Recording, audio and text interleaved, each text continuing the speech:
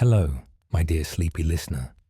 Welcome to Sleepy Crown, where history's quiet tales gently carry you into dreamland. Tonight, we embark on a peaceful journey through the life of Anne Boleyn, the second wife of King Henry VIII, whose brief but extraordinary queenship transformed the religious and political landscape of Tudor England during the tumultuous 1530s. We'll softly explore the enchanting chapters of her existence, from her sophisticated childhood in the glittering courts of Europe to her passionate romance with England's king, and finally to her tragic end on a scaffold at the Tower of London, all while the great tide of the English Reformation swept across the nation. Before you drift away into peaceful slumber, please take a moment to like this video, leave a gentle comment about which Tudor figure you'd like us to visit next, and subscribe to keep these soothing historical tales coming your way. So cozy up, close your eyes, and let these gentle whispers from Tudor England lull you into restful sleep. If you're new here, welcome to the Sleepy Crown family. Anne, later known as Queen Anne Boleyn, second wife of King Henry VIII and mother of Elizabeth I, entered the world at a moment when few could have imagined the extraordinary destiny that awaited her. The exact date of her birth remains one of history's gentle mysteries, lost to the passage of time like morning mist over the English countryside. Scholars have long debated whether she arrived in the year 1501 or perhaps 1507, and while we may never know with absolute certainty, most historians now believe she was born around 1501, probably at Blickling Hall, a grand manor house in Norfolk, approximately 15 miles north of the ancient city of Norwich. The question of her birth year might seem a small detail, yet it tells us something important about Anne herself. In an age when every royal child's arrival was meticulously recorded, when births were announced with ceremony and fanfare, Anne came into existence as the daughter of an ambitious but not yet prominent courtier. Her entrance into the world was noted certainly, but not with the trumpets and proclamations that would later mark so many moments of her dramatic life. The evidence for Anne's birth date comes from various sources, each with its own credibility and limitations. One independent contemporary source that supports the 1501 date comes from William Camden, a respected historian who wrote a comprehensive history of the reign of Elizabeth I. That Camden was granted special access to the private papers of Lord Burghley, who had been Elizabeth's most trusted advisor, and to the state archives themselves.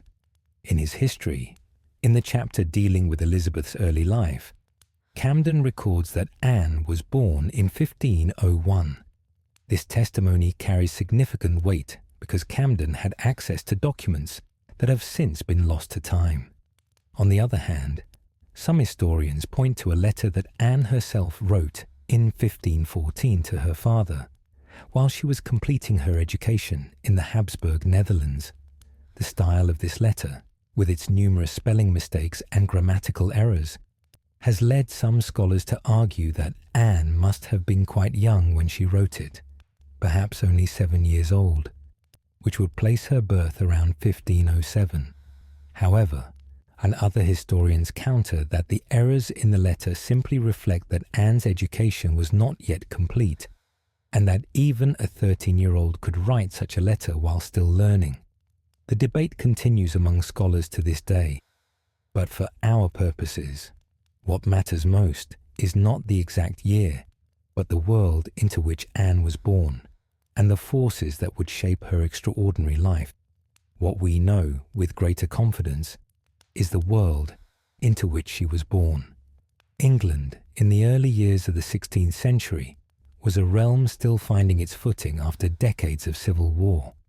The Tudor dynasty, established by Anne's future father-in-law Henry VII in 1485, was relatively young, its roots not yet deep in English soil. The Wars of the Roses, that terrible conflict between the houses of Lancaster and York that had torn England apart for more than 30 years, had ended less than 20 years before Anne's birth, and memories of that bloody conflict still haunted the generation that had lived through it. King Henry VII, who ruled England when Anne was born, was a cautious, calculating monarch who had won his throne on the battlefield at Bosworth Field, where the last Yorkist king, Richard III, had been killed. Henry VII spent his entire reign consolidating power, suppressing rebellions, arranging advantageous marriages for his children, and accumulating wealth in the royal treasury. He was not a popular king, but he was an effective one, and he gave England the stability it desperately needed after years of chaos. The England of Anne's childhood was a land of contrasts, and in the cities, particularly London, commerce was flourishing. Merchants grew wealthy trading wool and cloth, England's most valuable exports, to the markets of Europe. The middle class was expanding, and with wealth came education and ambition.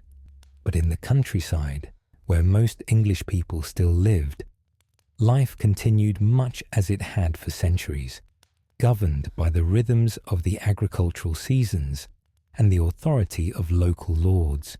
The Catholic Church was the only church in England, as it had been for nearly 1,000 years. The Pope in Rome was recognized as the spiritual father of all Christians, and the English Church, while having its own archbishop at Canterbury, was firmly part of the universal Catholic communion. Parish churches dominated village life, monasteries and convents dotted the landscape, and the authority of priests and bishops was largely unquestioned. This was the world into which Anne Boleyn was born, a world that she would, in her brief time as queen, help to transform utterly and irrevocably. Anne's father was Sir Thomas Boleyn, a man whose ambitions reached far beyond the Norfolk estates, where his family had long been established. Thomas Boleyn was born around 1477, making him approximately 24 years old when Anne was born. He was an intelligent, educated man who spoke French and Latin fluently, and he would eventually master Italian as well. These language skills, rare among English nobility of the time, would serve him well in his diplomatic career. The Boleyns were not ancient nobility. Their rise had been relatively recent, built on wool and cloth rather than swords and battles. And Anne's great-great-grandfather, Geoffrey Boleyn, had been a mercer, a merchant dealing in expensive fabrics, who had made his fortune in London's bustling markets and eventually served as Lord Mayor of that great city in 1457. Geoffrey Boleyn had been a self-made man, accumulating wealth through shrewd business dealings in the wool trade, at a time when England's wool was the finest in Europe and commanded premium prices in foreign markets. Yet if the Boleyn fortune was built on trade, the family had worked diligently over 3 generations to transform commercial success into noble respectability. Geoffrey Boleyn had purchased property, including Blickling Hall in Norfolk and Hever Castle in Kent. He had bought titles and worked his way into the lower ranks of the nobility. His descendants had married strategically, are always reaching upward on the social ladder, forming connections with families whose bloodlines were more distinguished than their own. By the time Anne was born, the Boleyns could claim connections to some of England's most powerful families, largely through the marriage of Thomas Boleyn to Lady Elizabeth Howard. Anne's mother, Lady Elizabeth Howard, brought with her blood far more noble than her husband's. She was the eldest daughter of Thomas Howard, who had been born around 1443 and would eventually become the second Duke of Norfolk, one of the most powerful men in England. The Howard family was ancient and distinguished, with a military tradition stretching back centuries. They had fought in the Wars of the Roses on the Yorkist side and had survived the Tudor victory by quickly pledging loyalty to the new dynasty. And through her mother, Anne could trace her lineage back to King Edward I himself, who had ruled England from 1272 to 1307. This was no distant or dubious connection. It was a direct line of descent that meant Anne carried royal blood in her veins even before she ever dreamed of wearing a crown.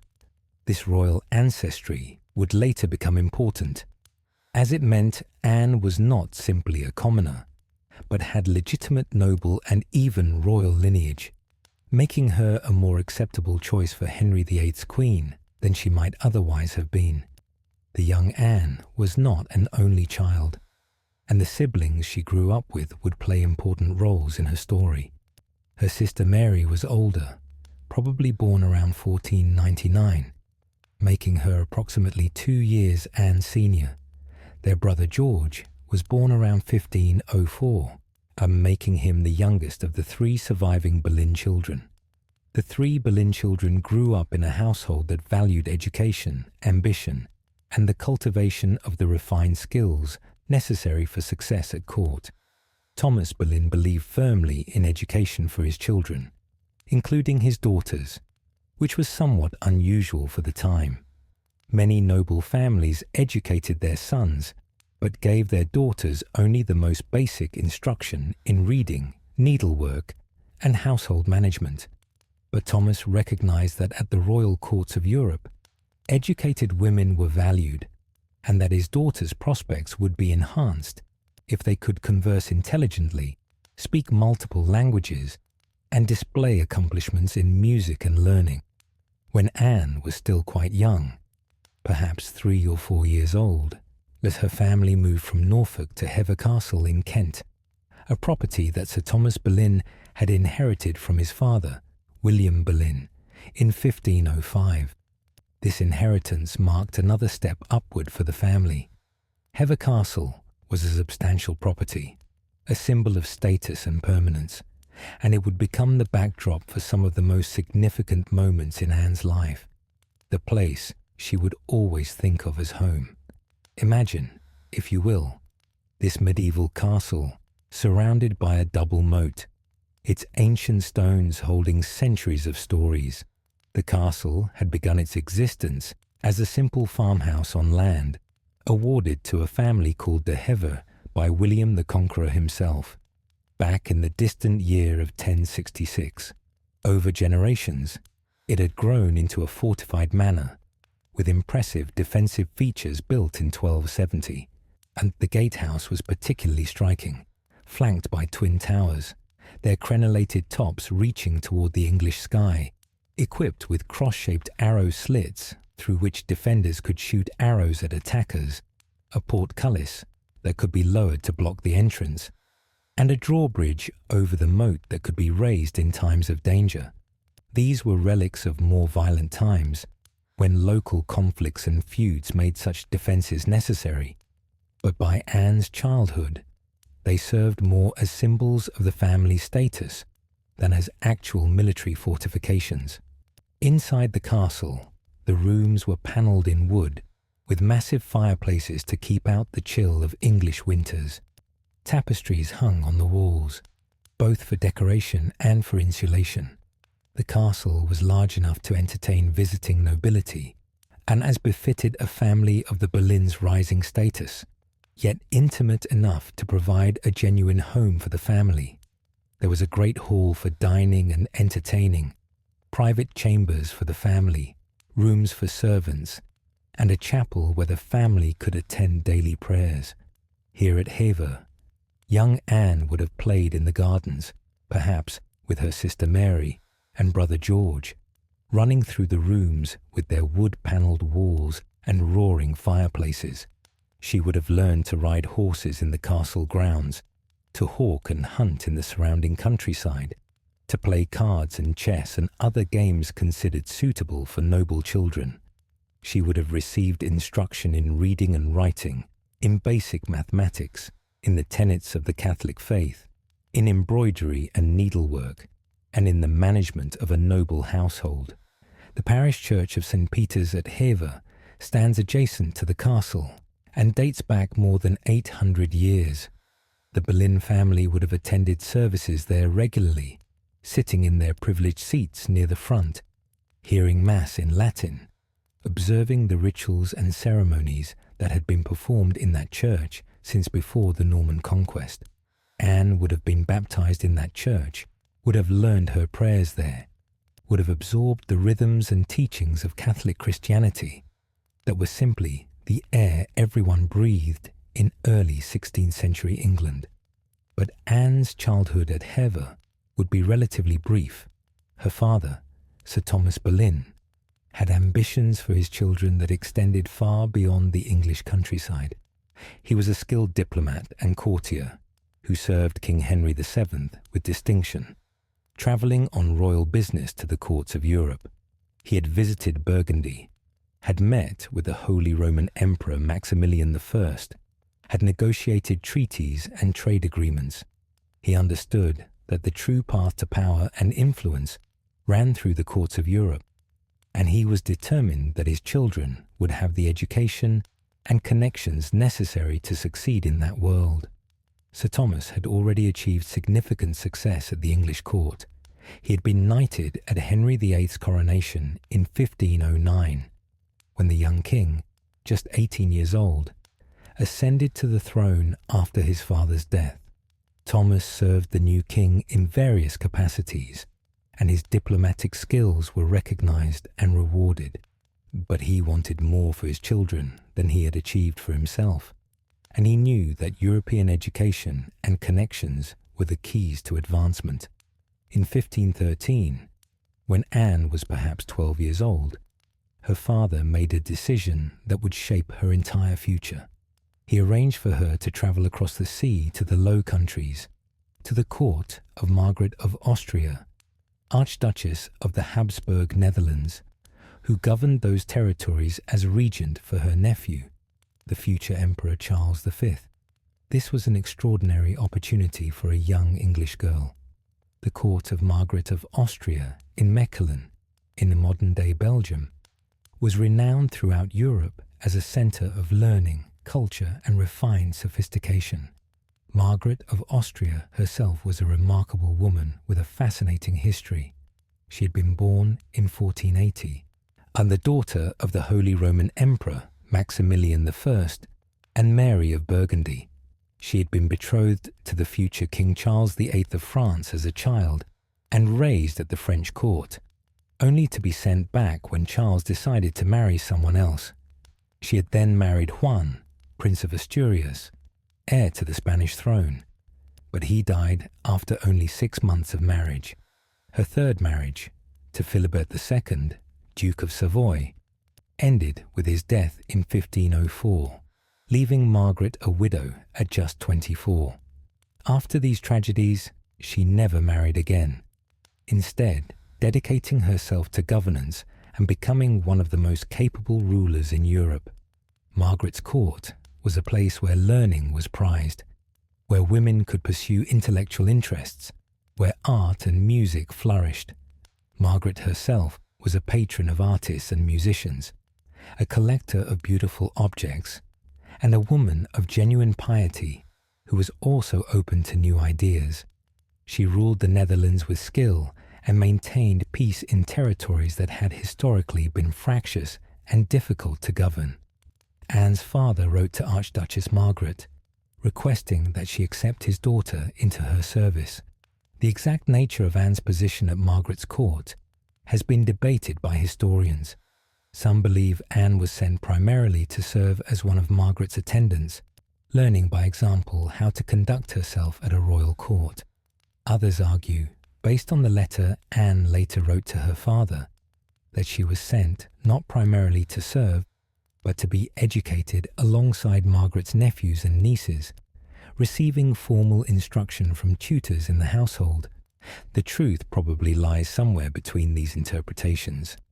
Anne would have both served in Margaret's household, performing light duties appropriate to a young girl of noble birth, and received education under the supervision of tutors and governesses, learning the skills and knowledge considered essential for a well-bred lady.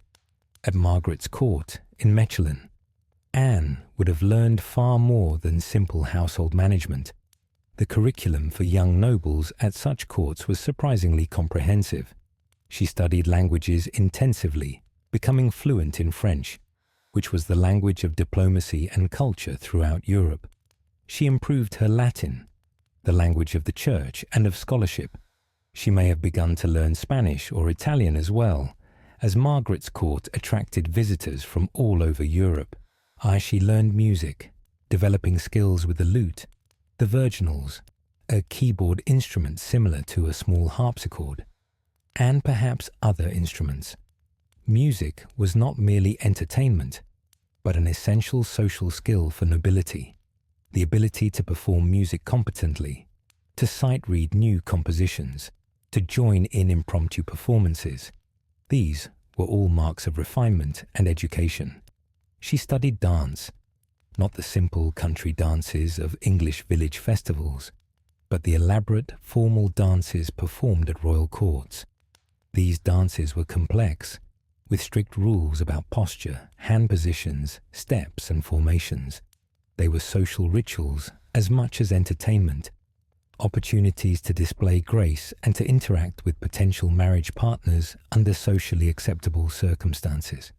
Anne became an accomplished dancer, moving with the elegance and precision that would later be noted by observers at the English court.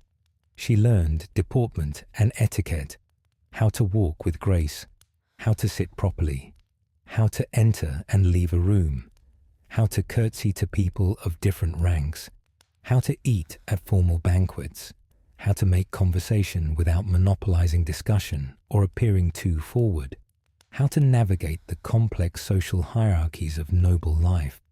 These might seem like trivial matters, but at royal courts where every gesture was observed and interpreted, where social missteps could ruin reputations, mastery of etiquette was essential. She studied needlework and embroidery, creating the elaborate, beautifully decorated textiles that were prized possessions in noble households. She learned about household management, how to supervise servants, how to plan meals, how to manage accounts and expenses. She learned the basics of herbal medicine and how to tend to the sick, responsibilities that would fall to her as mistress of a great household. But perhaps most importantly, Anne was exposed to ideas. The court of Margaret of Austria was a place where religious ideas were discussed with unusual openness for the time. The winds of reform were beginning to blow across Europe. In 1517, while Anne was still in the Netherlands, a German monk named Martin Luther nailed his 95 Theses to a church door in Wittenberg, beginning what would become the Protestant Reformation. These were arguments against certain practices of the Catholic Church, particularly the sale of indulgences, which Luther believed contradicted biblical teaching.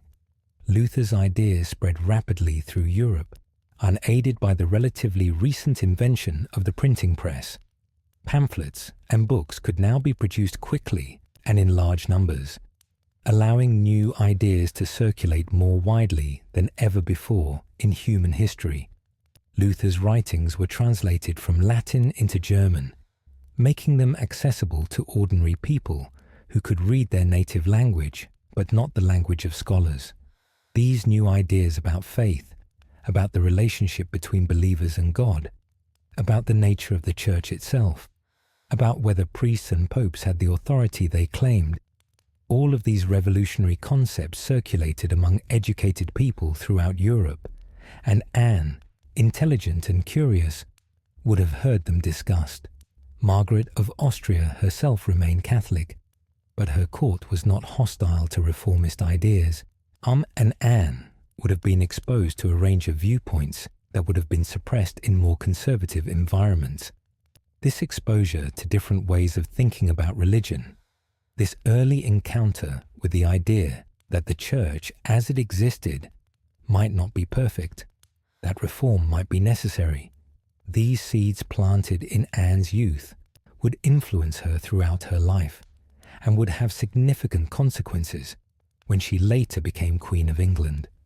But Anne's time in the Netherlands was relatively brief, lasting only about a year. In 1514, a new opportunity arose that would take her to an even more brilliant court. King Henry VIII's younger sister, Princess Mary Tudor, was sent to France to marry King Louis XII in a diplomatic alliance designed to secure peace between England and France, and both Anne and her sister Mary Boleyn were selected to be part of the English princess's retinue, attendants who would accompany her to France and serve in her household there. This was a tremendous honour, a sign of the Boleyn family's rising status at the English court. To be chosen to attend a royal princess was a mark of favour and trust.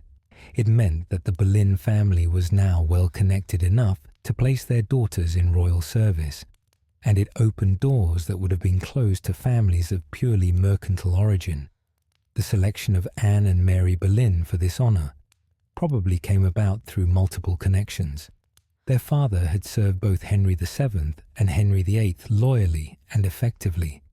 Their mother was a Howard, and the Howard family had strong connections to the royal family, and Princess Mary herself would have had some say in who attended her, and she likely chose ladies whose company she enjoyed and whose discretion she trusted. The journey to France must have been an adventure for young Anne, probably still only 13 years old, or perhaps as young as 7, if the later birth date is correct. She travelled with the princess and her attendants across the English Channel, that often stormy strip of water that separated England from the continent. Ships of that era were relatively small wooden vessels powered by sails and vulnerable to storms, so the crossing would have been uncomfortable at best and genuinely dangerous at worst. But they arrived safely, and Anne entered France, a country that would become her second home and would shape her profoundly. The marriage of Princess Mary to King Louis XII took place in October 1514, shortly after the English party arrived in France. It was a magnificent ceremony, as befitted the union of an English princess and a French king, with all the pageantry and celebration that such occasions demanded. But the marriage of Princess Mary to the elderly King Louis XII was destined to be brief and unhappy. Louis was 52 years old and in poor health, while Mary was 18, beautiful and vivacious. Worse still, Mary was in love with someone else, Charles Brandon, Duke of Suffolk, one of her brother's closest friends. King Louis XII died on January 1st, 1515, just 82 days after marrying Princess Mary. The new French king was Francis I, the late king's cousin and son-in-law, and a young man of 20 who would become one of the most famous monarchs of the 16th century. Princess Mary, now the Dowager Queen of France, was supposed to observe a period of mourning and then return to England, where her brother Henry would arrange another politically advantageous marriage for her. But Mary had other ideas. She had waited long enough for love, and she was not going to let diplomatic considerations keep her from the man she wanted. In secret, she married Charles Brandon, who had come to France to escort her home. When news of the secret marriage reached Henry VIII, he was furious. His sister had married without permission, throwing away her value as a diplomatic pawn. But eventually, after considerable negotiation and a substantial fine, Henry forgave them, and Mary returned to England as the Duchess of Suffolk. But Anne did not return to England with Princess Mary. This decision would prove to be one of the most formative of Anne's entire life. Instead of going home, she remained in France, transferring to the household of the new French queen, Claude, wife of King Francis I. Queen Claude was born in 1499, making her close in age to Anne. She was the daughter of the late King Louis XII and had married Francis before he became king. Claude was known for her piety, her kindness, and her patience, qualities she would need, as her husband Francis was a notorious womanizer who would father numerous illegitimate children throughout their marriage. Despite her husband's infidelities, Claude managed her household with dignity and was beloved by those who served her.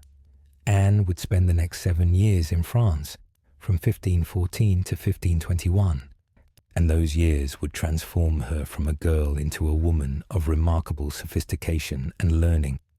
These were formative years, the years when Anne's personality, her values, her tastes, and her world view were shaped. The French court, under King Francis I, was perhaps the most brilliant in all of Europe, a place where art, literature, music, and new ideas flourished with royal patronage. King Francis I himself was a fascinating figure, in many ways similar to Anne's future husband Henry VIII. Though the two kings would become bitter rivals, Francis was tall, athletic, and handsome, with a love of hunting, jousting, and warfare. But he was also genuinely intellectual, a patron of learning who would invite Leonardo da Vinci to live at his court in France, who would establish the Collège de France to promote humanist learning, who would build magnificent chateaux along the Loire Valley that combined medieval fortress architecture with Renaissance artistry. The French court moved from place to place, following the king as he travelled between his various residences. Anne would have seen the Loire Valley Chateau, Chambord with its famous double helix staircase, Blois with its elaborate wings built by successive kings, Amboise, where Leonardo da Vinci spent his final years. She would have experienced the splendour of royal life in France, where elegance and culture were prized even more highly than in England. Queen Claude, whom Anne served, was known for her piety and her intellectual interests. She maintained a household where learning was encouraged, where ladies could read and discuss literature, where religious devotion was sincere rather than merely formal. Claude gave birth to 7 children during her marriage to Francis, though she was frequently ill and would die young, at just 24 years old, in 1524, 3 years after Anne returned to England. But even more influential in Anne's life than Queen Claude was the king's sister, Margaret of Navarre, one of the most remarkable women of the age. Margaret was born in 1492, making her about 9 years older than Anne, and she would become one of the most important figures in French cultural and intellectual life. Margaret of Navarre was a writer, a poet, a patron of learning, and a woman with deep religious convictions. She wrote poetry, plays, and most famously, the Heptameron, a collection of 72 short stories modelled on Boccaccio's Decameron. She corresponded with leading thinkers and reformers throughout Europe. She protected religious reformers from persecution, even as she herself remained Catholic. She believed that faith should be sincere and personal, that believers should read scripture for themselves, that the institutional church had accumulated corruptions that needed to be addressed. Under Margaret's influence and example, Anne was exposed to the new learning, to religious texts that had been banned in many places, to ideas about faith and scripture that challenged traditional Catholic teachings. This was not formal schooling, but rather absorption by example, conversations overheard, books glimpsed and perhaps read in private, ideas that circulated among educated people at a sophisticated court. Margaret believed that women were capable of serious intellectual and spiritual life, that they should be educated, and that their thoughts and writings had value. This was a radical idea in an age when many people believed women were intellectually inferior to men and should be excluded from serious learning. For Anne, who was herself intelligent and curious, Margaret's example must have been inspiring and liberating. The French court also taught Anne the art of being charming, of being noticed, of commanding attention in a room full of powerful people. French fashion, French manners, the French language itself, all of these became second nature to her. She learned how to dress in the latest styles, how to arrange her hair in fashionable ways, how to use jewelry and accessories to enhance her appearance. She learned how to converse wittily, how to flirt without giving offense, and how to play the games of courtly love that were an essential part of court culture. Courtly love was a concept that had developed in medieval France and had become elaborately codified by Anne's time. It was a ritualized form of romantic pursuit in which men declared their devotion to ladies, often married ladies, whom they served with chivalric dedication, writing poetry, performing feats of skill, and generally conducting themselves like knights from Arthurian romance. The lady, for her part, was expected to be gracious but distant, accepting admiration without encouraging anything improper, maintaining her virtue while enjoying the attention. These courtly love games might seem silly or frivolous, but they actually served important social functions, and they provided a safe outlet for romantic feelings in an age when marriages were arranged for political and economic reasons rather than love. They taught young men and women how to interact with the opposite sex in socially acceptable ways. They created bonds of loyalty and service that could have political implications, and they were excellent training for the kind of subtle, sophisticated interaction that was essential at royal courts, where every word and gesture might have hidden meanings. Anne became expert at these games, learning how to hold men's attention without compromising her reputation, how to be charming without being too forward, how to flirt within the strict bounds of propriety. These skills would later prove crucial in her relationship with Henry VIII, and the French court was also a place where fashion was taken very seriously. Anne absorbed French styles in clothing, and when she eventually returned to England, observers would immediately notice that there was something different about her, something more elegant and continental in her dress and manner. French gowns were cut differently from English ones, with lower, squarer necklines, tighter bodices, and fuller skirts. French sleeves were often elaborately decorated and had unique shapes. French hoods, the headdresses that married women and ladies of the court wore, were shaped differently from English hoods, angled forward over the hair rather than squared and set back. Anne would later popularize French fashions at the English court, and portraits of her show her wearing distinctive French-style hoods and gowns. Her influence on English fashion would be one of her lasting legacies, continuing even after her death.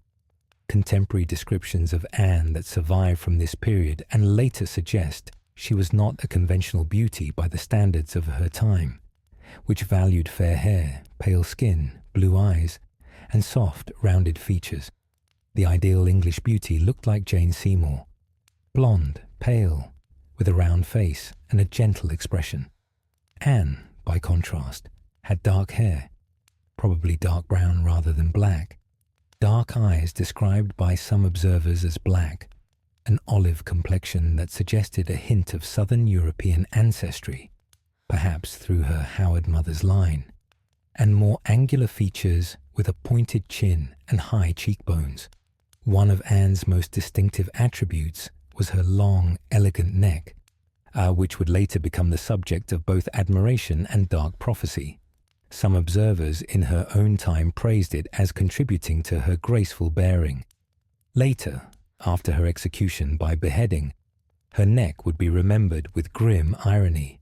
Some hostile chroniclers, writing after her death and seeking to portray her as marked by God for her supposed sins, would describe her as having had 6 fingers on one hand, or sometimes 6 fingernails on 5 fingers, or a large protruding mole on her neck that she tried to conceal with jeweled chokers, or other physical defects.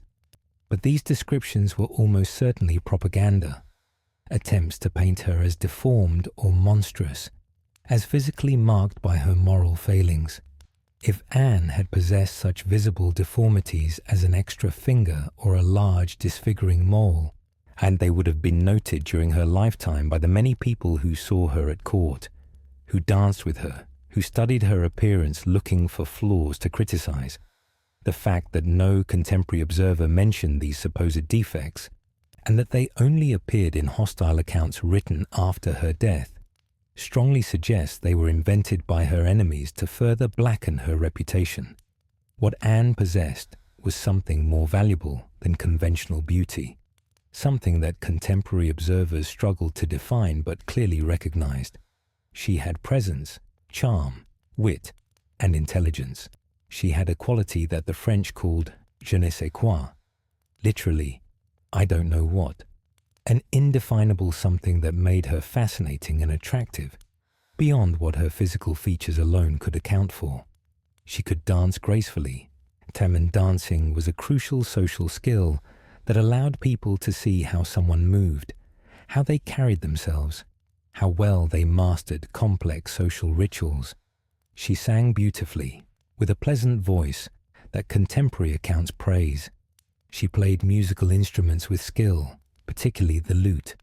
She could converse in multiple languages, switching between English, French, and Latin with ease. She dressed in the latest French fashions and moved through the world with a confidence and sophistication that attracted attention wherever she went. George Wyatt, whose grandfather, the poet Thomas Wyatt, had known Anne, wrote a biography of her after her death, in which he tried to capture what made her special. He wrote that Anne was rarely gifted, that she had beauty, wit, and other graces, and that, in her presence, and there seemed a kind of fascination.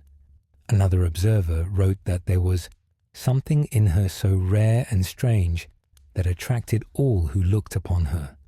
This combination of intelligence, charm, confidence, and that indefinable quality of fascination. This is what made Anne Boleyn so compelling, and it would prove powerful enough to captivate a king. In 1521, when Anne was approximately 20 years old, or possibly younger, depending on which birth year is correct, she received word that she was to return to England. Her father had arranged a marriage for her with her Irish cousin, James Butler, the son of Piers Butler, Earl of Ormond. The marriage was intended to settle a long-standing and bitter dispute over the title and estates of the Earldom of Ormond. The situation was complicated. Thomas Butler, the 7th Earl of Ormond, had died in 1515 without a male heir, leaving 2 daughters as co-heiresses, Margaret Boleyn, Anne's great-grandmother on her father's side, and Anne Saint-Léger. According to English inheritance law, the title and estates should have been divided between these heiresses and their descendants. Anne's father, as the grandson of Margaret Boleyn, believed he had a strong claim to the Ormond title. However, in Ireland, where the Ormond estates were located, Sir Piers Butler had contested the will and claimed the earldom himself.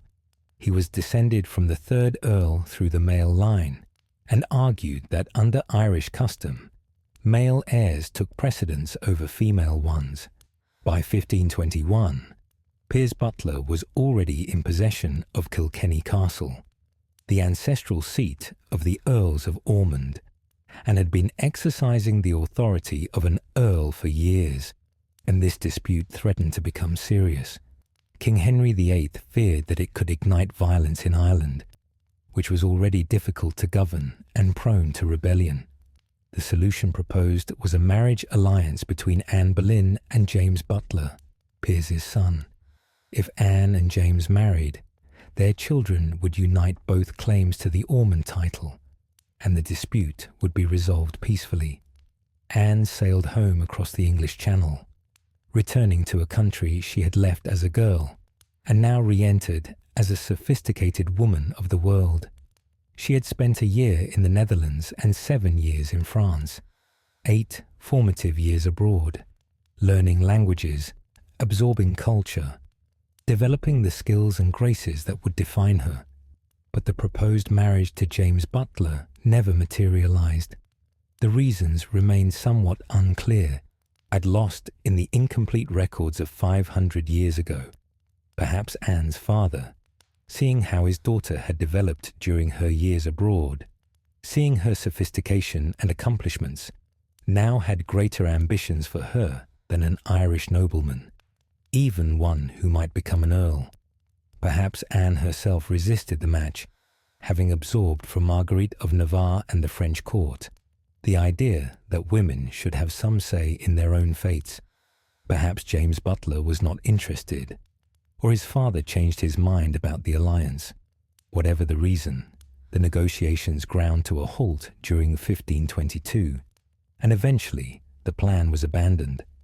James Butler would eventually marry Lady Joan Fitzgerald, daughter and heiress of James Fitzgerald, 10th Earl of Desmond, in 1526. The Ormond title dispute would drag on for years before finally being resolved. But for Anne, the failed marriage negotiations meant something crucial. Instead of being sent to Ireland to live a life of relative obscurity as an Irish noblewoman, she would remain in England and take her place at the royal court. Instead of becoming Lady Butler and disappearing from history, she would remain Anne Boleyn and would change the course of English history forever. In the early months of 1522, Anne was given a position at the English court as one of the ladies-in-waiting to Queen Catherine of Aragon, King Henry VIII's first wife. This was a prestigious position, a mark of favour and status. Ladies-in-waiting attended the Queen, helped her dress, accompanied her to events, provided companionship, and served as attendants at court ceremonies. For a young woman of noble but not royal birth, serving as lady-in-waiting to the Queen was one of the most desirable positions available, providing proximity to power, opportunities to make advantageous connections, and a chance to be seen by the most important people in the kingdom. By New Year's Day of 1522, Anne Boleyn had taken her place among the women who attended England's Queen, and her life at the heart of Tudor power had begun. Queen Catherine of Aragon, whom Anne now served, was a woman of immense dignity, learning, and strength of character. She had been born in 1485 in Spain, the youngest surviving daughter of King Ferdinand of Aragon and Queen Isabella of Castile, the famous monarchs who had completed the Christian reconquest of Spain from Muslim rule, and who had sponsored Christopher Columbus's voyage to the New World. Catherine had come to England in 1501 at the age of 15 to marry Prince Arthur, the eldest son of King Henry VII and heir to the English throne. The marriage had been arranged to cement an alliance between England and Spain, two nations that had reason to fear the power of France. But Arthur had died in 1502, just 5 months after the wedding, leaving Catherine a widow at 16. For the next 7 years, Catherine had lived in England in a state of uncomfortable limbo, her status uncertain, her future unclear. She was valuable as a diplomatic asset. England wanted to maintain the alliance with Spain, but she was expensive to maintain, and her very presence was awkward. Eventually, after Henry VII died in 1509, and his second son became King Henry VIII, the new young king had married Catherine. He needed a wife. She was available and politically advantageous, and he seems to have genuinely cared for her. By the time Anne entered her service in 1522, Catherine was 36 years old, 17 years older than her husband, and had been Queen of England for 13 years. She was devoutly religious, spending hours in prayer each day. She was learned, capable of reading Latin and writing diplomatic correspondence. She was politically astute, having served as regent of England when Henry had been away at war in France. She was beloved by many English people, who saw her as a symbol of stability and virtue. But Catherine's years as queen had been marked by heartbreak. She had been pregnant at least 6 times, possibly more, but nearly all those pregnancies had ended in tragedy. Her first pregnancy in 1510 produced a stillborn daughter. In 1511, she gave birth to a son, Prince Henry, and the court had celebrated with joy, commissioning poems and artwork celebrating the birth of the heir. But the baby died after only 52 days, devastating Catherine and Henry. More pregnancies followed. A son born dead in September 1513, another son who lived only a few hours in November 1513 or early 1514, another stillborn son in 1515. Only one child survived infancy, Princess Mary, born in February 1516. She was healthy and bright, and Henry loved her, but she was not a son. In 1518, Catherine was pregnant again, and hope rose that perhaps this time she would deliver a surviving son. But once again, she miscarried or the child was stillborn. The records are unclear. After this final pregnancy, Catherine appears to have had no more children. By her mid-30s, and after so many difficult pregnancies, her body could no longer bear children. This was the situation when Anne entered Catherine's service. The Queen was still dignified, still respected, still performing her duties as England's consort. But privately, she must have carried enormous pain from the loss of so many children, and she must have been aware that her inability to provide a male heir was a problem, for her personally, for her husband, and for the kingdom. Anne's first recorded public appearance at the English court came on March 4th, 1522, at a spectacular pageant known as the Château Vert, held to honour visiting ambassadors from the Holy Roman Empire. The pageant was held at York Place, Cardinal Wolsey's magnificent London residence, which would later be seized by Henry VIII and renamed Whitehall Palace. And the pageant was an elaborate entertainment, typical of the expensive and sophisticated court spectacles that Henry VIII loved to sponsor. A castle set was constructed in the hall, decorated entirely in green. Vert is French for green, with ladies playing allegorical roles representing virtues.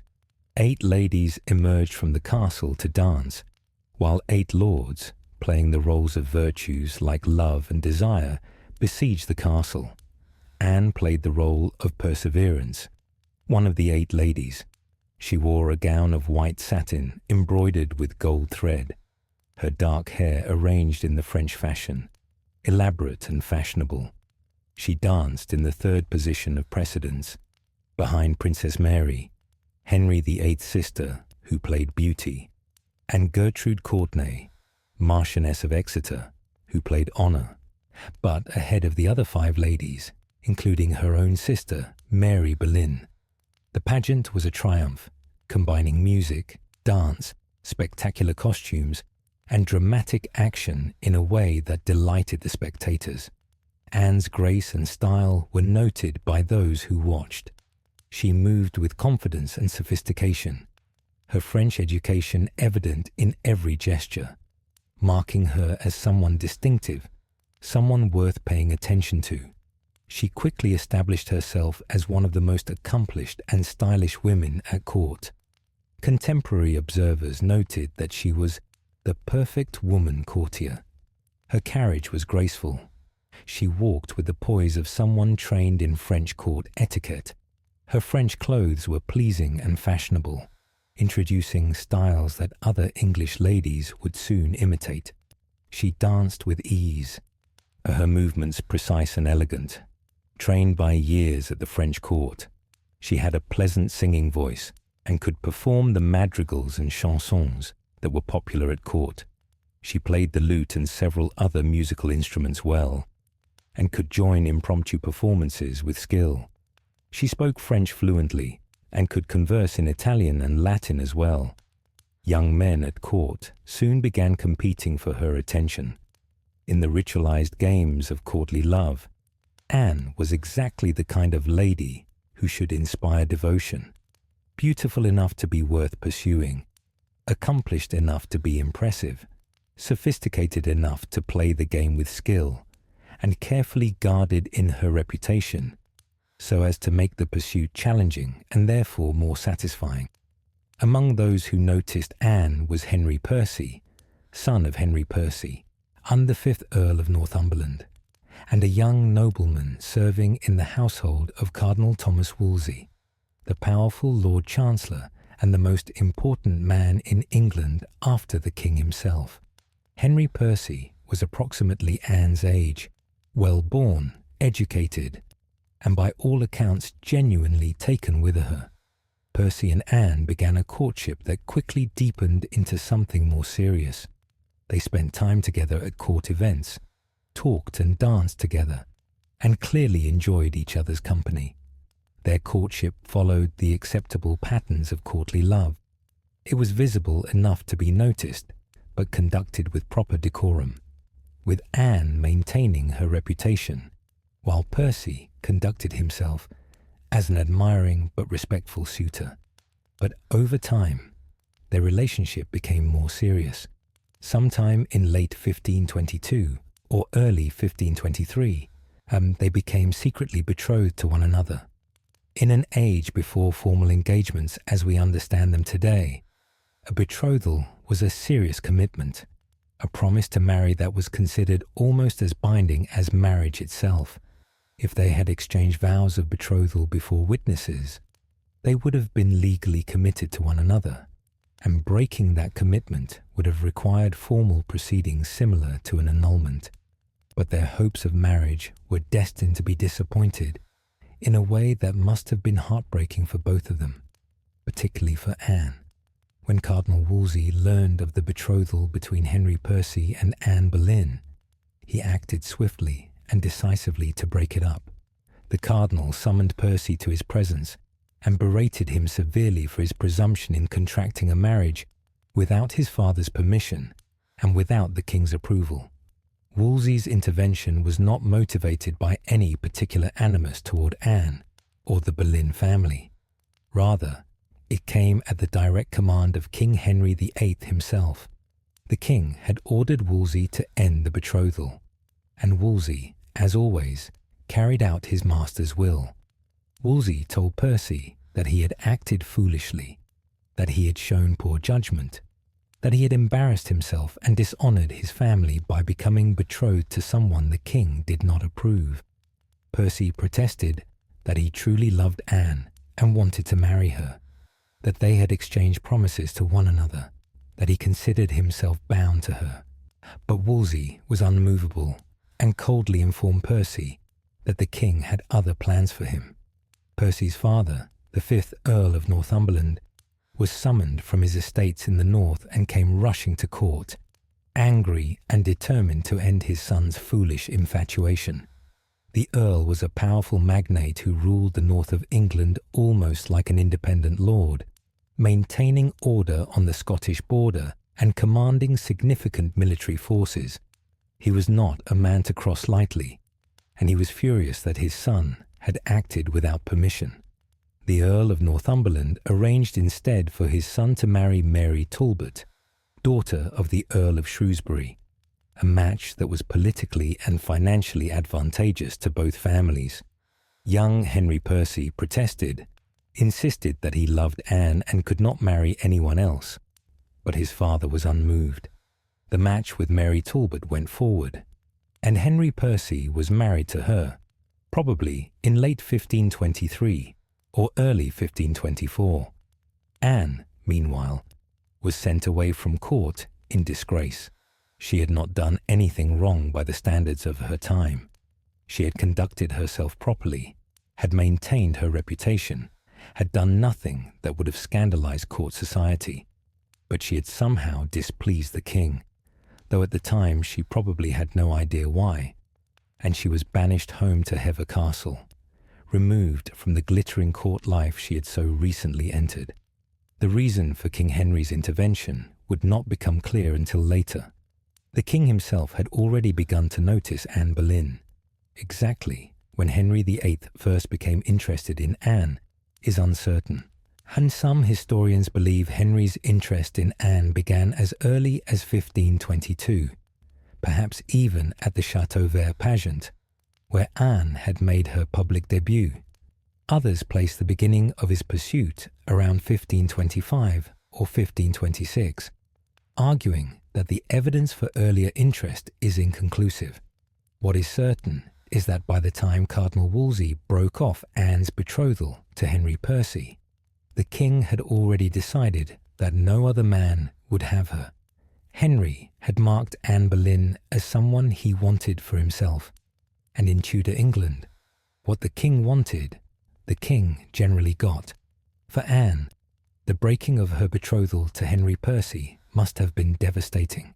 She had found someone she cared for, someone who wanted to marry her, someone with whom she could have had a comfortable and respectable life as a countess. And that future had been suddenly and arbitrarily taken from her by forces she couldn't control and probably didn't fully understand at the time. She would never forget this experience.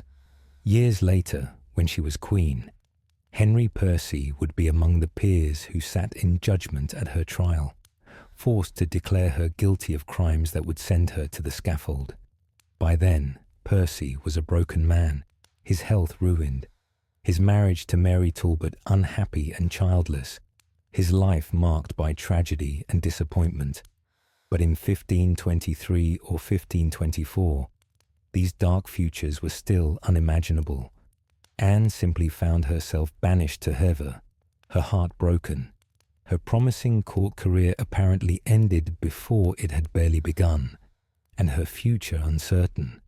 But understanding why Henry VIII became so passionately interested in Anne, or why he would eventually risk everything to marry her, requires us to understand the situation in which the king found himself in the middle of the 1520s, and to understand the kind of man he was. King Henry VIII had ascended to the throne in April 1509, just 2 months before his 18th birthday. He had become king because his older brother, Prince Arthur, had died unexpectedly in 1502, leaving Henry as the heir. Henry had not been raised expecting to be king. That training had been Arthur's, and suddenly, at 10 years old, he had found his entire life changed. Young Henry was everything a Renaissance prince should be. Tall, he would eventually reach about 6 feet 2 inches, enormously tall for his era. Handsome, athletic, and intelligent. He excelled at jousting, tennis, and hunting. He could speak Latin and French fluently, and could debate theology with scholars, could play multiple musical instruments, and even compose music himself. He wrote poetry, designed elaborate court entertainments, and loved the arts and learning. He was charming, generous, and full of energy and enthusiasm. When he became king, his subjects were overjoyed, seeing in him a promising contrast to his father's dour, penny-pinching caution.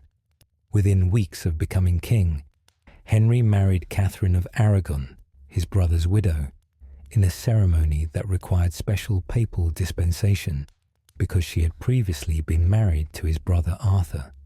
The dispensation had been granted on the grounds that Catherine's first marriage had never been consummated. She and Arthur had been married for only 5 months, and they were both young teenagers at the time. In the early years of their marriage, Henry and Catherine seemed genuinely fond of one another. Henry would show Catherine his love letters before sending them to mistresses, displaying a bizarre kind of honesty. Catherine, understanding her role and the expectations of royal marriage, tolerated his infidelities with patience and dignity. They hunted together, attended tournaments together, and seemed to enjoy one another's company. But as the years passed, and Catherine's pregnancies continued to end in tragedy, the royal marriage faced a problem that became increasingly desperate: the lack of a surviving male heir. Henry watched child after child die. He held his infant son Henry in 1511, celebrated the birth of an heir, and then mourned when the baby died after less than 2 months. He endured pregnancy after pregnancy ending in stillbirth or infant death. And only Princess Mary survived. And while Henry loved his daughter, in the 16th century, the idea of a woman ruling England in her own right was almost unthinkable. The only precedent was Matilda, daughter of Henry I, who had claimed the throne in 1135. But Matilda's claim had been disputed by her cousin Stephen, and England had been plunged into a civil war that lasted nearly 2 decades and was remembered as the Anarchy. That conflict was still legendary in English memory as a time of lawlessness and suffering. Henry VIII was determined that England would not face such chaos again. By the mid-1520s, it was becoming clear that Queen Catherine would not bear any more children. She was 40 years old by 1525, past the age when women of that era typically bore children. She had endured years of difficult pregnancies, and her health had suffered. Observers at court noted that she was aging quickly, that she looked older than her years, that her body was worn out from repeated childbearing. Henry, meanwhile, was still in his 30s, still vigorous, still expecting many more years of life and rule. The question of his successor, of who would inherit the throne when he died, of how the Tudor dynasty would continue, this question became an obsession that would dominate the rest of his life and would reshape England. Henry had not been a faithful husband. Like most kings of his era, he had taken mistresses, and Catherine, understanding her role as queen, had turned a blind eye to her husband's infidelities. As long as Henry was discreet, as long as his affairs didn't produce children who might challenge Princess Mary's legitimacy, and as long as he continued to treat Catherine with respect in public, she could maintain her dignity and her position. One of Henry's mistresses had been Anne's own sister, Mary Boleyn. Mary had married William Carey, a gentleman at court, in 1520, in a ceremony that King Henry himself attended. Shortly after her marriage, Mary became the king's mistress, conducting an affair that probably lasted for several years, from around 1522 to 1525. The exact duration and nature of Henry's affair with Mary Boleyn has been debated by historians. Some believe it was a brief fling, others that it lasted longer. There has been speculation that one or both of Mary's children, Catherine Carey, born in 1524, and Henry Carey, born in 1526, might have been fathered by the king rather than by Mary's husband. Henry VIII did acknowledge one illegitimate son, a Henry Fitzroy, born in 1519 to his mistress Elizabeth Blount, and gave him the title Duke of Richmond. But Henry never acknowledged Mary Boleyn's children, which suggests either that he was not their father or that he chose not to claim them for some reason. Regardless of the details, what's important is what happened when the affair ended. Mary was married off to William Carey, a minor courtier of respectable family, but no great wealth or status. When the affair was over, she received no pension, no titles, no special acknowledgement of her service to the king. She was simply dismissed and expected to settle into her life as Mrs. Carey, raising her children and causing no trouble. This was the typical fate of a king's discarded mistress, used and then discarded with nothing to show for it but memories. Anne, watching what had happened to her sister, understood very clearly that becoming the king's mistress was a path to nowhere. It might bring temporary attention and perhaps some small gifts or favours while it lasted, but once it ended, a royal mistress had nothing. Her reputation was compromised, her marriage prospects diminished, her future uncertain. For a woman of ambition, for someone who had been trained at the sophisticated courts of Europe to think strategically about advancement, becoming a royal mistress was a dead end. When exactly King Henry VIII began actively pursuing Anne Boleyn remains somewhat unclear, lost in the incomplete records and contradictory testimonies of 500 years ago. The best evidence suggests that Henry's serious pursuit of Anne began around 1526, though he may have noticed her earlier. And from the beginning, Anne's response was different from what Henry expected, and different from how other women at his court had responded to his interest. The king was accustomed to getting what he wanted. He was handsome, still athletic and vigorous in his mid-30s, powerful beyond measure, wealthy, and charming when he chose to be. Women at court competed for his attention. and his previous conquests, including Anne's sister, had been relatively easy. When the king showed interest, women generally understood that refusing him was not really an option. But when Henry pursued Anne Boleyn, she refused him. She would not become his mistress. She would not sleep with him. She would not accept the role that her sister Mary had played and that other women had played before her. And Anne understood that the moment she surrendered to Henry's desires, she would lose the one thing that gave her any power over him, his desire for what he could not have. This was a risky strategy, one that could easily have backfired. Kings did not take rejection well, and Henry VIII in particular was a man who expected obedience and compliance. Anne was gambling that Henry's interest in her was strong enough that he would continue to pursue her even when she refused him, and that his desire would only grow stronger the longer she made him wait. It was a dangerous game, but Anne played it brilliantly. We know about Henry's pursuit of Anne because 17 letters that the king wrote to her survive today, preserved in the Vatican Library in Rome. How these letters ended up in the Vatican remains one of the mysteries surrounding Anne's story. The most likely explanation is that they were stolen from Anne by someone who opposed Henry's plan to annul his marriage to Catherine, probably during the years when Henry was negotiating with the Pope for the annulment.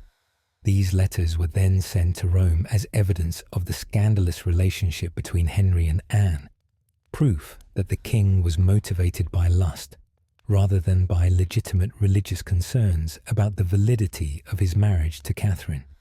Unfortunately, Anne's letters to Henry have not survived, so we can only infer her responses from what the king wrote. This gives us an incomplete and one-sided view of their relationship, but Henry's letters are still revealing. I'm painting a vivid picture of his growing obsession and of Anne's skill in keeping him interested without surrendering to his demands. The letters are not dated, and scholars have debated their exact order and timing for centuries. They were probably written between 1526 and 1528, during the period when Henry was most desperately pursuing Anne, and when she was most consistently refusing to become his mistress. Some of the letters are written in English, others in French. Henry wrote in French to please Anne, showing off his own education and linguistic skills, and catering to her preferences and her love of French culture. In one early letter, Henry wrote that he had been for the whole year stricken with the dart of love, and was desperate to know whether Anne returned his feelings. He begged for an answer, and for some sign of how she regarded him. The language he used was the conventional language of courtly love, the imagery of being struck by Cupid's arrow, of being a faithful servant to his lady, of suffering in her absence. But there's genuine emotion beneath the conventional phrases. The letters show Henry's frustration at being held at arm's length. He complained that absence from Anne grieved him sorely, that time dragged when they were apart, that he longed to see her and talk with her. He sent her gifts. He described killing a buck with his own hand while hunting and sending her the meat, a gesture that combined the practical, fresh game was a valuable gift, with the symbolic. It demonstrated his skill and prowess. He signed his letters with symbols and codes that showed his obsession. In one letter, he drew Anne's initials inside a heart, with his own initials enclosed as well.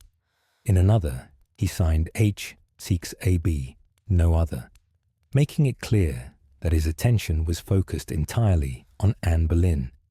In one remarkable letter that appears to come relatively early in their courtship, Henry laid out explicitly what he wanted and what he was offering. If it shall please you to do me the office of a true loyal mistress and friend, and to give yourself up, heart, body, and soul to me, who will be, and have been, your very loyal servant, I promise you that not only shall the name be given you, but that also I will take you for my only mistress, rejecting from thought and affection all others save yourself, to serve you only. This letter is fascinating because it reveals so much about the situation and about Henry's state of mind. First, a note that the word mistress in this context carried a double meaning. In courtly love tradition, a mistress could simply mean a woman who had mastery over a man's heart, a lady whom a knight or gentleman served with devotion, without any sexual relationship being involved.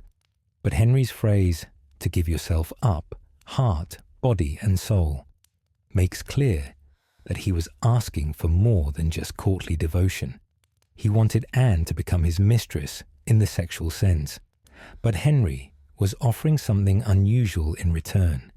He promised to be faithful to Anne, to reject all other women from his thoughts and affections, to serve her exclusively. For a king, this was an extraordinary promise. Kings took mistresses as they pleased, often maintaining multiple relationships simultaneously, and nobody expected them to be faithful. For Henry to promise fidelity to a mistress was remarkable, but Anne's response, which we can infer from Henry's subsequent letters, was to refuse this offer. She would not accept being his mistress, even with the promise of fidelity and exclusive devotion. She seems to have written back, making it clear that she would accept his service in the courtly love sense. She would allow him to declare his devotion to her, to call himself her loyal servant, but nothing more. This was brilliant strategy on Anne's part. She didn't reject Henry entirely, which might have wounded his pride and turned his interest to anger. Instead, she accepted his courtship within the safe bounds of courtly love tradition, allowing him to pursue her while she maintained her virtue and her reputation. She kept him hoping that perhaps, eventually, she might relent, and while never actually promising anything. The king's letters also reveal his growing desperation as time went on, and Anne continued to refuse him. He wrote of how much he wanted to see her, how time seemed to drag when they were apart, how he thought of her constantly. One letter describes how he is sending her some game he has hunted and expresses hope that when she eats it, she will think of him. Another letter responds to a gift that Anne sent to Henry, a jeweled ornament showing a woman alone in a ship being tossed by storms, along with a diamond. Henry interpreted this gift as Anne indicating that she was alone and vulnerable, being tossed about by the storms of his pursuit, but that her devotion, symbolized by the diamond, which represents constancy, remained firm. He thanked her effusively for the gift and promised his own constancy in return. This exchange shows that Anne was not simply passive in this relationship. She was sending Henry carefully chosen gifts with symbolic meanings, engaging with his pursuit on her own terms, keeping the game going while maintaining control over the situation. Another letter shows Henry's frustration when Anne withdrew from court and went to Hever Castle. Henry wrote that her absence was painful to him, that he didn't understand why she had left, that he wanted her to return or at least to write to him. This demonstrates that Anne was using her presence at court as leverage. When Henry became too pressing, when he demanded too much, she would simply leave, going to her family's estate in Kent and forcing Henry to miss her and to moderate his demands if he wanted her to return. It was a power move that few women could have made. Most ladies at court depended on their positions for their livelihoods and their family's standing.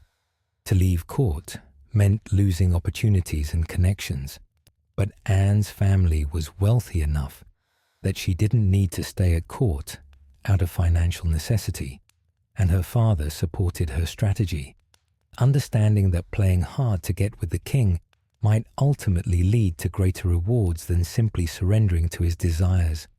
As the courtship continued over months and then years, something remarkable happened. Henry's desire for Anne, instead of fading as it had with previous women, grew stronger. The fact that she refused him and that she denied him what he wanted, paradoxically made him want her more. And gradually, as his obsession deepened, Henry began to believe that perhaps there was a way he could have Anne, not as a mistress, but as his wife, his queen. The idea would have seemed impossible at first. Henry was married to Catherine of Aragon, and marriage in the 16th century was supposed to be permanent. The Catholic Church did not recognize divorce. Marriage was a sacrament, a sacred bond that could not be broken simply because one party wanted out. There were provisions for annulment in cases where a marriage was found to have been invalid from the beginning. But such annulments were rare and required serious grounds.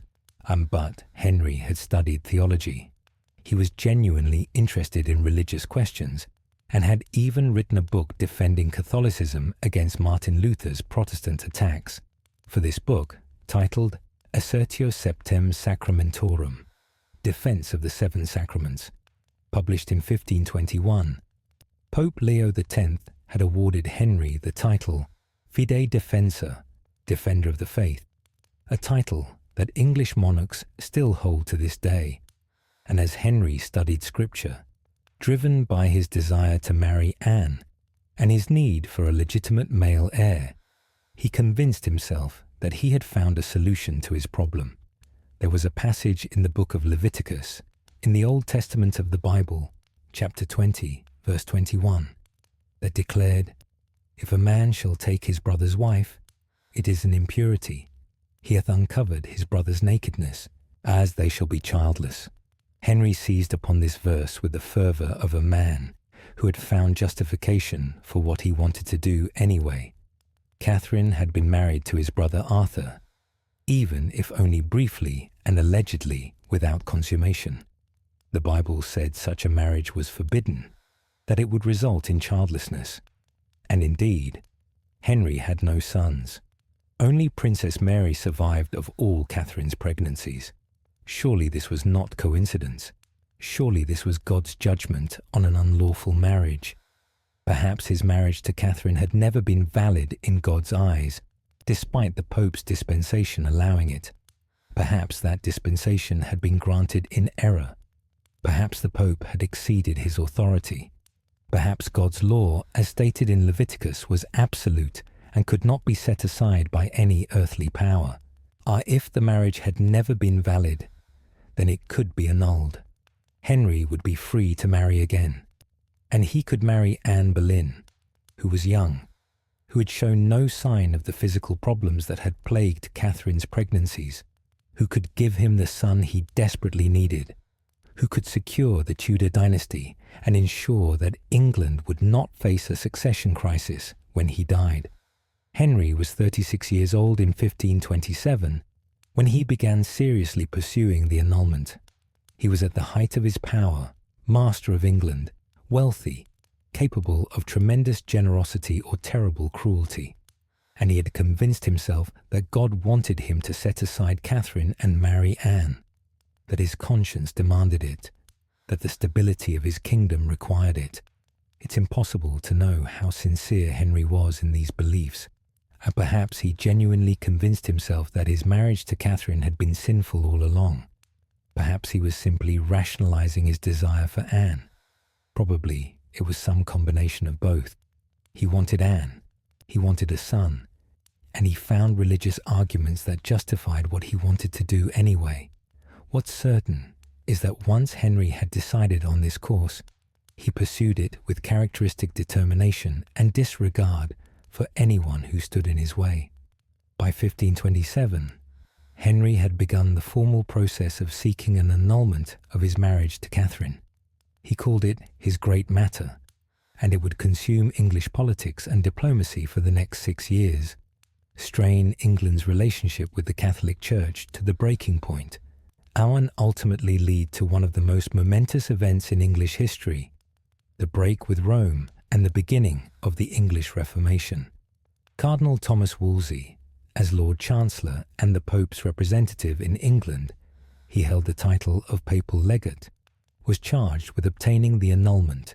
Wolsey was the most powerful man in England after the king himself, and he had served Henry VIII with remarkable effectiveness since the beginning of the reign. He was intelligent, hard-working, administratively brilliant, and utterly devoted to advancing Henry's interests and his own. But this task would prove far more difficult than anything Wolsey had tackled before. In principle, the Pope might have been willing to grant Henry's annulment. Popes had granted annulments to kings before when political circumstances made it convenient.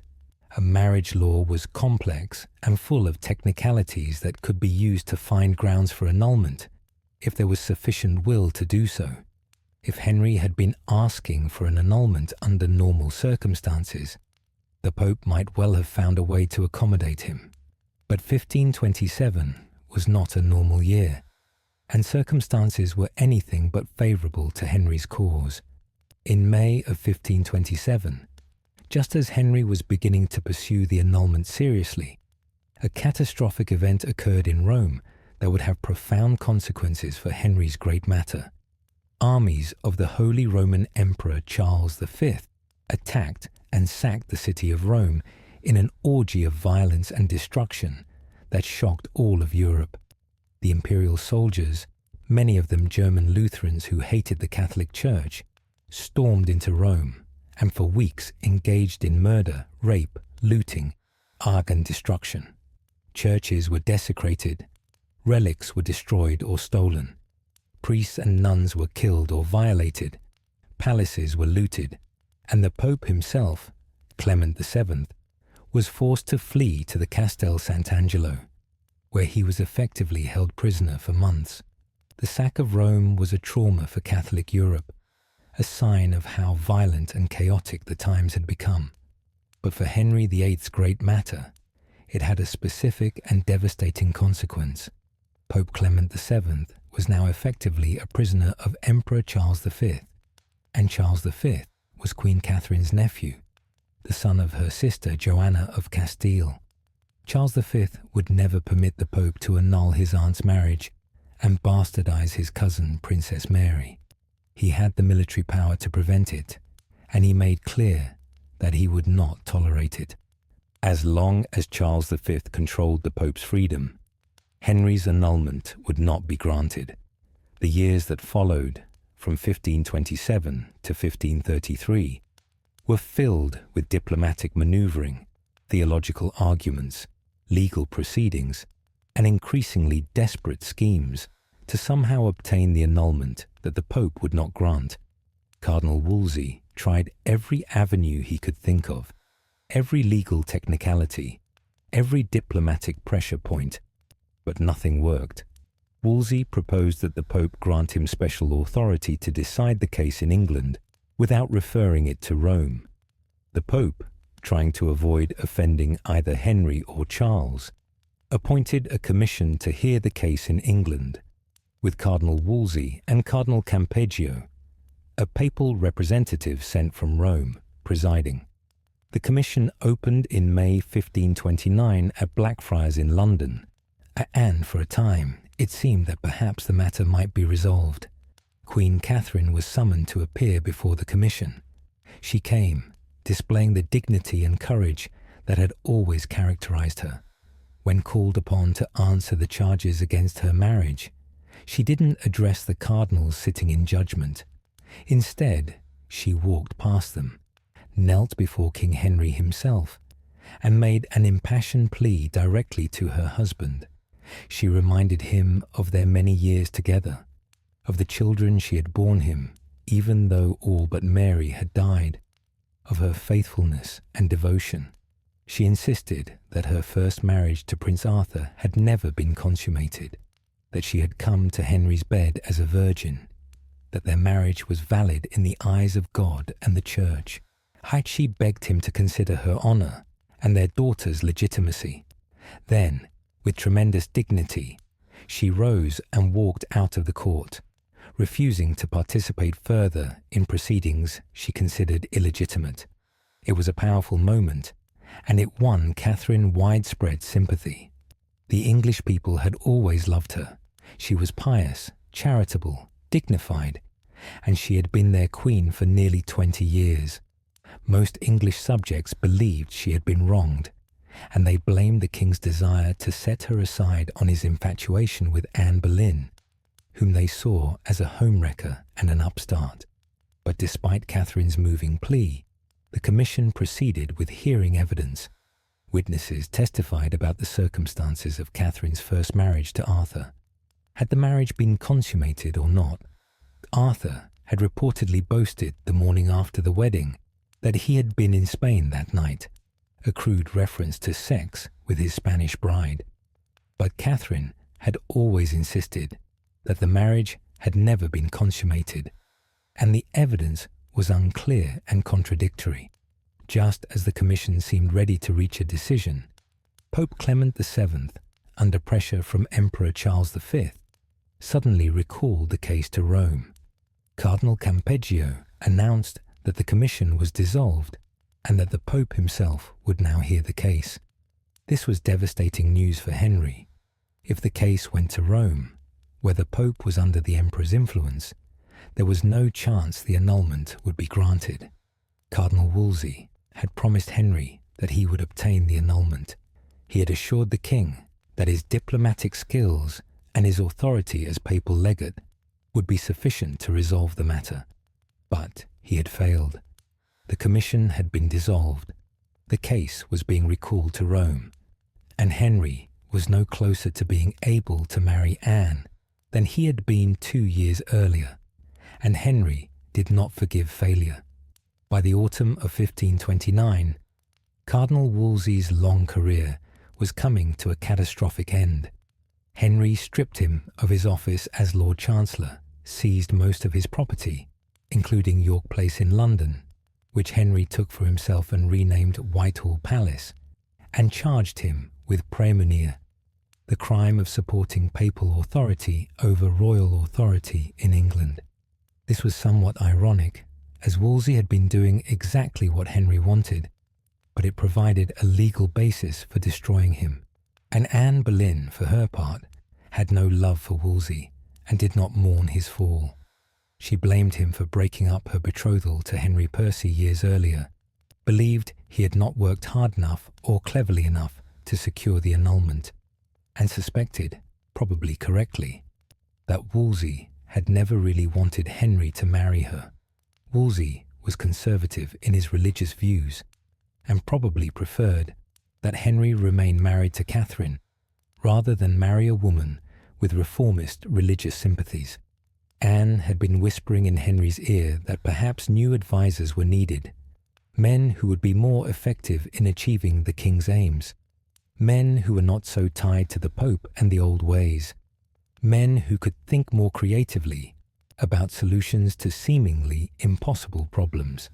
In November 1530, our Wolsey was arrested on charges of treason and ordered to travel from his residence at Cawood Castle in Yorkshire to London to face trial.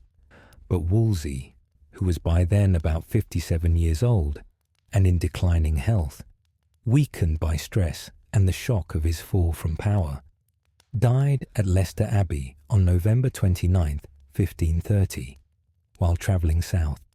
His last words were reportedly, "If I had served God as diligently as I have done the king, he would not have given me over in my grey hairs." Whether Wolsey actually said these words, or whether they were invented later to make a moral point, they captured something true about his life. He had been utterly devoted to serving Henry VIII, had worked tirelessly to advance the king's interests, and in the end, when he failed to achieve the impossible task Henry had set for him, he had been destroyed without mercy. Wolsey's fall created a vacuum of power, and into that vacuum stepped new men who would prove more radical in their approach to Henry's great matter. Chief among them was Thomas Cromwell, a lawyer and administrator of remarkable ability who had served Wolsey and now transferred his loyalty to the king. Thomas Cromwell was born around 1485, making him roughly Henry's age. His background was completely different from the noble-born courtiers who typically held power. His father had been a blacksmith and brewer, a man of no particular distinction who had died leaving Cromwell very little. But Cromwell had made his own way in the world through intelligence, hard work, and ruthless pragmatism. He had travelled extensively in his youth, working as a soldier, a merchant, and eventually a lawyer. He spoke multiple languages, understood commerce and finance, and had an administrative mind of rare capability. He had entered Wolsey's service and quickly proved invaluable, handling complex legal and financial matters with efficiency. When Wolsey fell, Cromwell might have fallen with him, but he managed to transfer his service to the king himself and quickly became indispensable. Cromwell's solution to the annulment problem was revolutionary and dangerous, but ultimately effective. If the Pope would not grant Henry what he wanted, then perhaps England should simply reject papal authority altogether. The king could declare himself the supreme head of the Church in England, answering to no earthly power, subject only to God.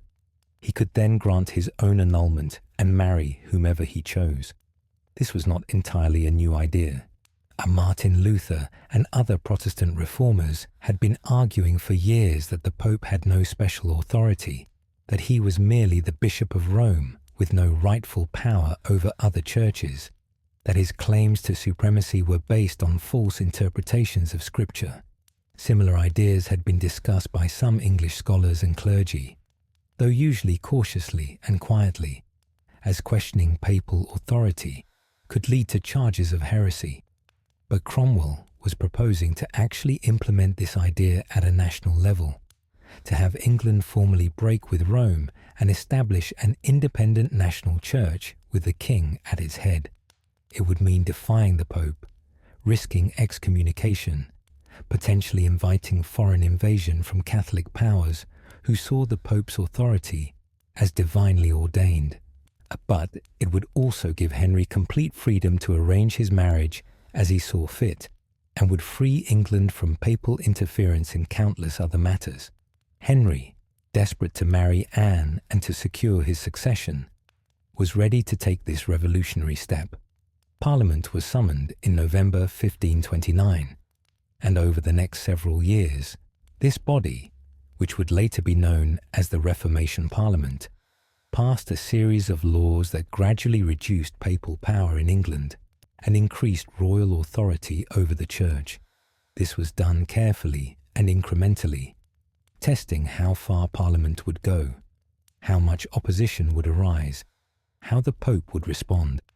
The first laws were relatively modest, addressing complaints about church courts and clerical abuses that had bothered Parliament for years, but gradually the legislation became more radical. Laws were passed restricting the money that flowed from England to Rome in the form of fees and taxes. Laws gave the king authority over church appointments. Laws stated that English law took precedence over church law in certain matters. Anne Boleyn supported these reforms enthusiastically. Her time in France had exposed her to reformist religious ideas, and she had always been sympathetic to the notion that the church needed change. She believed that the church had accumulated too much power and wealth, that it had become corrupt, that perhaps the Pope's claims to universal authority were not as solid as the church maintained. She used her growing influence with Henry to promote reformers to positions of power within the English church. She protected Protestants from persecution when conservative bishops tried to have them arrested for heresy. She gave her support to the translation of the Bible into English so that common people could read God's word for themselves rather than relying entirely on priests to interpret it for them. She encouraged Henry in his break with Rome, seeing it not just as a means to their marriage, but as a necessary religious reform. Anne also gave Henry something that Catherine never could have provided: enthusiasm for his cause. Catherine had opposed the annulment every step of the way, insisting that their marriage was valid, appealing to the Pope, rallying supporters, fighting to protect her position and her daughter's rights. But Anne supported Henry completely in his great matter. She believed he was right, and that his marriage to Catherine had been invalid, that God wanted them to be together. This emotional support, this shared sense of purpose, drew Henry and Anne closer together during these difficult years. Meanwhile, Henry and Anne's relationship continued, but still without full consummation. Henry could not risk getting Anne pregnant before the marriage situation was resolved, as that would only complicate matters further and damage Anne's reputation beyond repair. They were caught in an excruciating limbo, committed to one another, planning a future together, but unable to actually marry and fully consummate their relationship. Anne did not spend all these years constantly at court. She maintained some independence, withdrawing to Hever Castle when court life became too stressful, or when she wanted to keep Henry on edge, and never letting him take her presence for granted. The king would ride to Hever to visit her, courting her beneath the ancient oak trees in the gardens where, according to tradition, he had first declared his love. He wrote her letters when they were apart, counting the days until he could see her again. This prolonged courtship, stretching over approximately 7 years from 1526 to 1533, was extraordinary by the standards of any age. Most royal courtships were brief. Marriages were arranged, agreements were signed, ceremonies were performed, all within months. But Henry and Anne's relationship had to wait on the slow grinding of diplomatic negotiation, legal maneuvering, and religious revolution. The waiting must have been agonizing for both of them, but particularly for Anne, as she was getting older.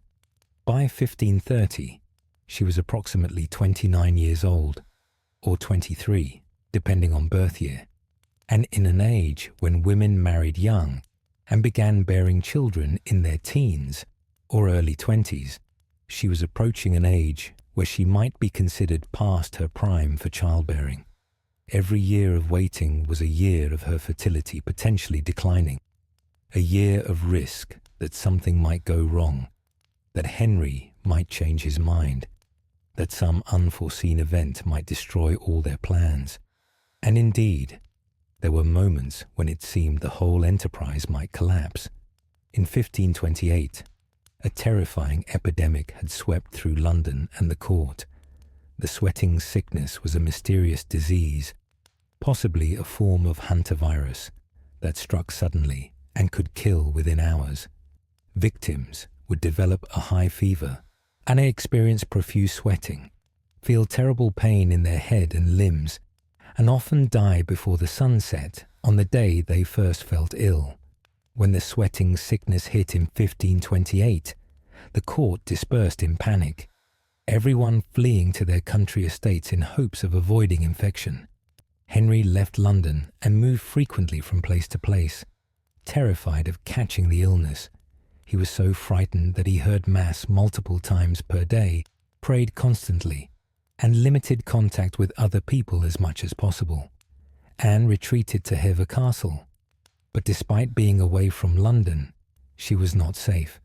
She contracted the sweating sickness, and for a time her life hung in the balance. When Henry learned that Anne was ill, he was beside himself with fear and grief. All his plans, all his hopes, depended on Anne surviving and being able to marry him and bear his children. If she died, everything would have been for nothing. Henry immediately sent his own personal physician, William Butts, to care for Anne at Hever. This was an extraordinary gesture. The king's personal physician was reserved for the royal family, and by sending him to Anne, Henry was making a public statement about how much he valued her. He wrote to her expressing his desperate concern and his prayers for her recovery.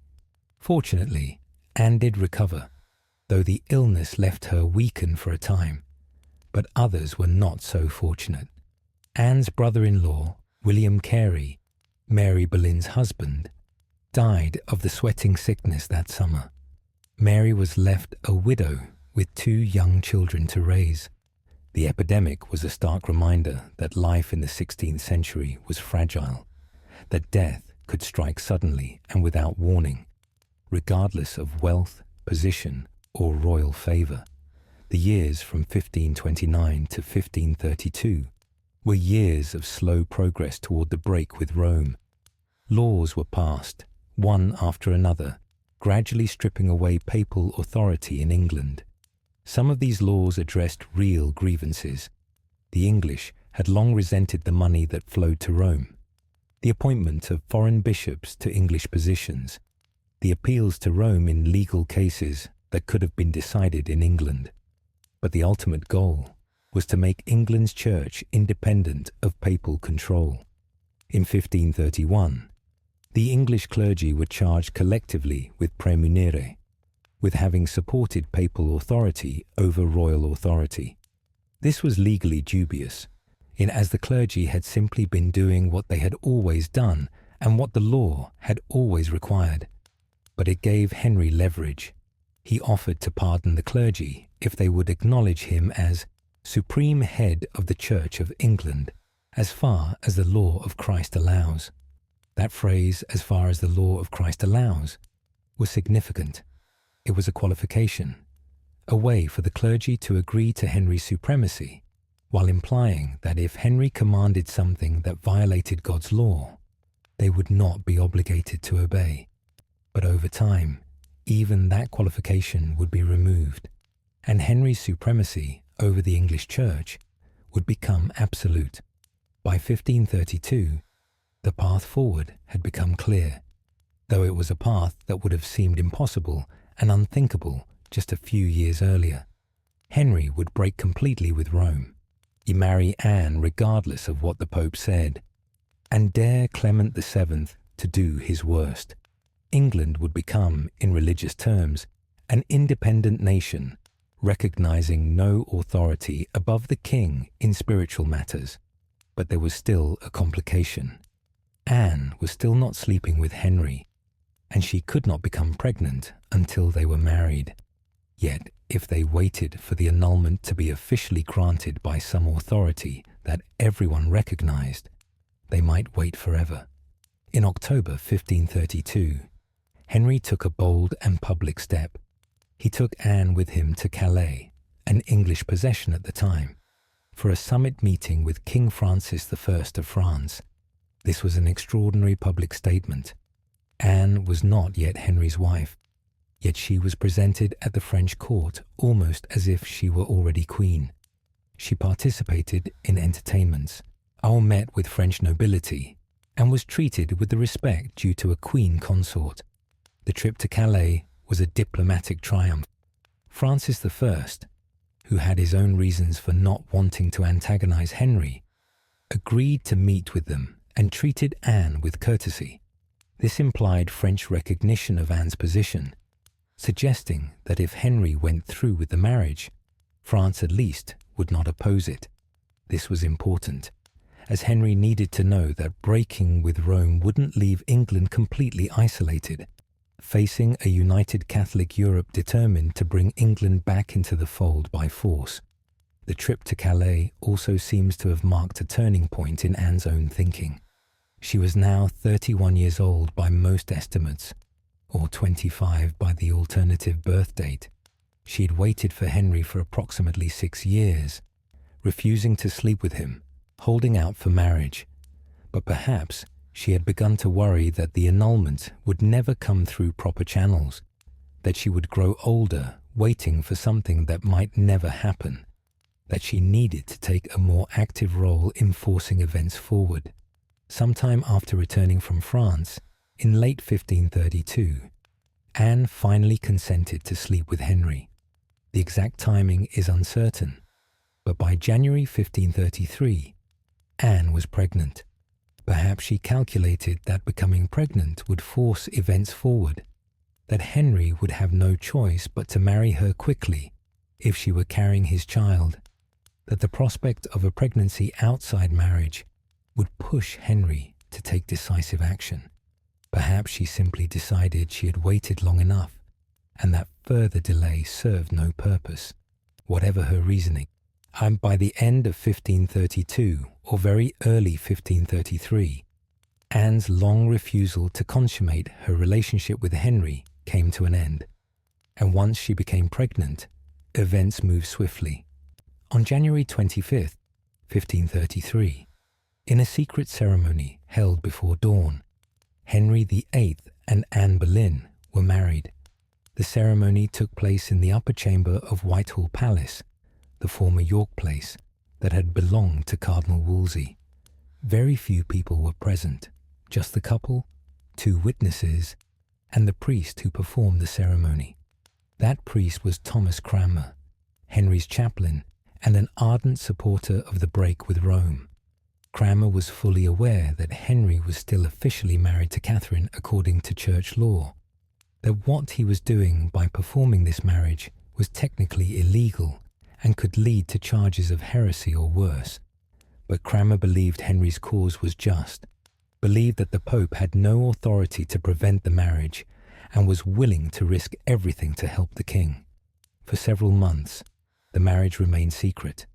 Anne was beginning to show signs of pregnancy, but loose clothing could conceal this for a time. Henry needed to arrange matters so that when the marriage was finally announced, it would be presented as legitimate and lawful, not as a scandalous secret wedding performed while the king was still married to someone else. In March 1533, Thomas Cranmer was appointed Archbishop of Canterbury, the highest position in the English Church. This appointment had been in the works for months. The previous archbishop had died, and Henry had secured Cranmer's appointment through a complex process that still technically involved papal approval. The Pope, not yet understanding how radical Cranmer's views were, had agreed to the appointment.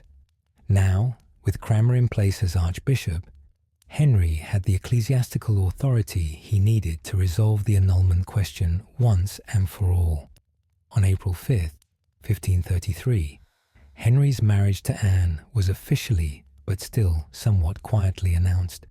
On April 12th, Parliament passed a law called the Act in Restraint of Appeals, which stated that England was an empire complete unto itself, answerable to no foreign authority, and that legal matters, including marriage cases, must be decided in England, not appealed to Rome. This law provided the legal framework for what would come next. On May 10th, 1533, our Archbishop Cranmer opened a court at Dunstable, near where Catherine of Aragon was living, to rule on the validity of Henry's marriage to her. Catherine refused to appear, considering the court illegitimate, but Cranmer proceeded anyway, and on May 23rd, 1533, formally declared that Henry's marriage to Catherine had never been valid, that it violated divine law as stated in Leviticus, and that it was therefore null and void and had been from the beginning. 5 days later, on May 28th, 1533, Cranmer declared Henry's marriage to Anne valid and lawful. In the eyes of English law, Anne Boleyn was now officially and unambiguously Queen of England. The fact that she had been married to Henry for 4 months, while he was still officially married to Catherine, the fact that she was now visibly pregnant, and the fact that the marriage had taken place in secret, all of this was now reframed as legal and proper, given that Henry's first marriage had been invalid all along. The coronation was set for June 1st, 1533, and Henry was determined that Anne's coronation would be the most magnificent spectacle England had seen in generations. No expense was spared. This was not just a coronation. It was a statement, a demonstration to England and to Europe that Anne was England's rightful queen, that Henry's decision was final and irreversible, that the new order was established beyond question. The celebrations began on May 31st with Anne's ceremonial journey from Greenwich to the Tower of London by barge on the Thames. The river was filled with boats and barges, all decorated with banners and streamers, with musicians playing and cannons firing salutes. Anne's barge was covered with cloth of gold, and she sat under a canopy, dressed magnificently, surrounded by ladies of the court. The journey was a public spectacle, a way of presenting the new queen to the people of London. On the afternoon of May 31st, Anne left the Tower and processed through the streets of London to Westminster in preparation for the coronation the next day. She rode in a litter, a kind of chair carried between horses, that was covered with white cloth of gold and had a canopy above it. She wore a surcoat and mantle of white cloth of gold decorated with ermine, and on her head was a circlet of gold set with jewels. Her dark hair hung loose down her back, a sign of virginity and purity. Despite being visibly pregnant, she was presented as a virtuous bride, and the streets of London had been specially decorated for the occasion. There were pageants and tableaux staged at various points along the route, with actors performing scenes that honoured Anne and predicted the glorious future of her reign and the son she would surely bear. At one station, an actor portraying Saint Anne, Anne Boleyn's namesake and the mother of the Virgin Mary, blessed the new queen. At another, actors portrayed the white falcon, which was Anne's personal badge, a white falcon standing on a tree stump with a crown descending from the clouds above it, symbolizing Anne's elevation to the throne. Conduits had been set to run with wine instead of water, so that the crowds watching the procession could drink freely. Musicians played at various points along the route. The guilds of London had been ordered to send representatives to line the streets, and they stood in their liveries, creating a colourful spectacle. Not everyone celebrated, however. Contemporary accounts suggest that the crowds watching the coronation procession were largely silent. There was no cheering, no enthusiasm, just watching. Some observers noted that when Anne's initials H.A. for Henry and Anne were displayed, some in the crowd mockingly called out, "Ha ha, ha," as if laughing at her. Others noted that few people removed their hats as she passed, a sign of disrespect. This silence was ominous. It suggested that many Londoners remained loyal to Catherine of Aragon and regarded Anne as a usurper, a home-wrecker who had broken up the royal marriage. Anne would never win the full affection of the English people, and this underlying hostility would make her position more precarious throughout her brief reign. But whether the people loved her or not, on June 1st, 1533, Anne Boleyn was crowned Queen of England at Westminster Abbey, with all the ancient ceremonies that had been used to crown English queens for centuries. She entered Westminster Abbey wearing a magnificent purple velvet robe trimmed with ermine, with a long train carried by the Duchess of Norfolk and several other noble ladies. She walked barefoot, as tradition required, on a cloth of ray, striped cloth, that had been laid down from the abbey door to the high altar. The ceremony took several hours. First, Anne was presented to the congregation and asked if they would accept her as their queen. The response was supposed to be enthusiastic acclamation, though contemporary accounts suggest the response was muted. Then Anne took an oath to uphold the laws and customs of England and to protect the church. She was seated in the coronation chair, the ancient throne that had been used for English coronations since 1296, which contained beneath its seat the Stone of Scone, taken from Scotland by Edward I as a symbol of English dominance over the northern kingdom. Then came the anointing, the most sacred part of the ceremony. Anne's robe was opened at the breast and back, and the Archbishop anointed her with holy oil on her head, breast, and between her shoulders. This anointing was understood to convey divine blessing, to set the monarch apart as God's chosen representative. It transformed Anne from a mere noblewoman into an anointed queen, ruling by divine right. After the anointing, Anne was dressed in cloth of gold and led back to the coronation chair. The crown of St. Edward, the most sacred crown used in English coronations, was placed upon her head. This crown, made of solid gold and set with hundreds of precious stones, was so heavy that Anne needed help to support its weight.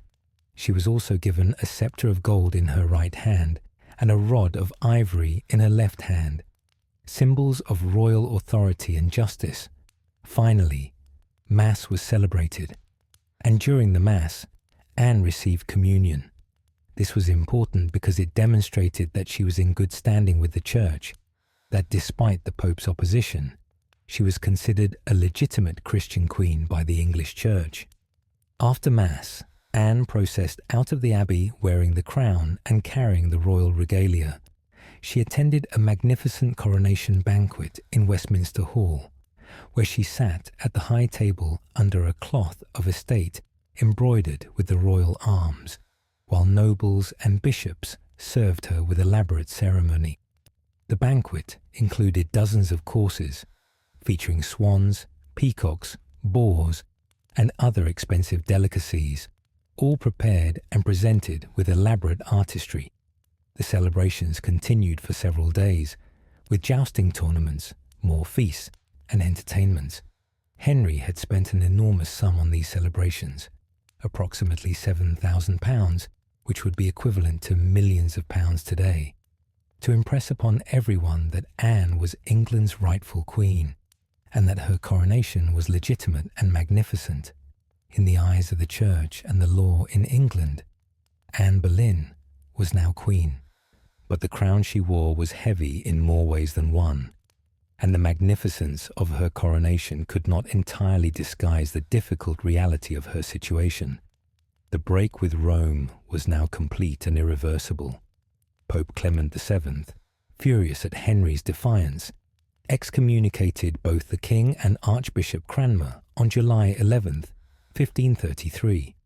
This meant that in the eyes of the Catholic Church, Henry and Cranmer were cut off from the community of believers, that they could not receive the sacraments, that they were damned unless they repented and returned to obedience to Rome. For a Catholic in the 16th century, excommunication was a terrifying prospect, threatening not just social disgrace, but eternal damnation. But Henry had committed himself so thoroughly to his course that he could not turn back. He had broken with Rome, married Anne, and crowned her queen. To admit now that the Pope had been right all along would destroy his credibility, make him look foolish, and potentially threaten his throne. Catholic Europe looked upon England with horror and hostility. Catherine of Aragon's nephew, Emperor Charles V, the most powerful ruler in Europe, considered the situation intolerable. His aunt had been cast aside, declared never to have been queen, her daughter Mary bastardized, and all for the sake of a woman Charles regarded as a scheming temptress. He contemplated invading England to restore Catherine and bring England back into the Catholic fold. Henry responded to these threats by tightening his grip on England and moving forward with religious reforms that would make the break with Rome irreversible. In 1534, Parliament passed the Act of Supremacy, and which formally declared the king to be the only supreme head on earth of the Church of England. This time, there was no qualification, no phrase about "as far as the law of Christ allows." Henry's supremacy over the English Church was absolute. Anyone who refused to swear an oath accepting the king's supremacy and Anne's position as queen was guilty of treason. This law would claim distinguished victims. Sir Thomas More, the former Lord Chancellor and one of England's most respected scholars and humanists, refused to take the oath. More had resigned as Chancellor in 1532, when it became clear that Henry intended to break with Rome, and he had tried to remain quiet and uninvolved in the controversy. But when pressed to take the oath acknowledging Henry as supreme head of the Church and Anne as rightful queen, More could not do it. And More was a devout Catholic who believed that the Pope was the divinely appointed head of the universal Church, that no earthly king could claim spiritual supremacy, that the Church's unity under papal authority was essential. He could not accept that any king had authority over the universal Church, could not acknowledge that Henry's marriage to Catherine had been invalid when the Pope had granted a dispensation for it. More was imprisoned in the Tower of London for more than a year, held in harsh conditions, separated from his beloved family, given time to reconsider. But he would not bend. Finally, he was tried for treason. found guilty on the basis of perjured testimony. He'd been careful never to explicitly deny the king's supremacy, only to remain silent on the question. But witnesses claimed he had spoken against it. He was sentenced to death. On July 6, 1535, Sir Thomas More was beheaded on Tower Hill. His final words were reported to be, "I die the king's good servant, but God's first." His head was displayed on London Bridge as a warning to others who might consider opposing the king's religious changes. John Fisher, Bishop of Rochester, met the same fate. Fisher was an elderly bishop, a respected scholar and theologian, who had been Catherine of Aragon's confessor and most steadfast supporter. He too refused to accept Henry's supremacy or Anne's queenship. He too was tried for treason and beheaded on June 22, 1535. These executions sent a clear and terrifying message. Opposition to the king's religious changes, opposition to his marriage to Anne, would not be tolerated. Or Henry had staked everything on his marriage to Anne Boleyn and his break with Rome, and he would use whatever force was necessary to make the world accept it. Dissent would be crushed, resistance would be treason, and treason would mean death.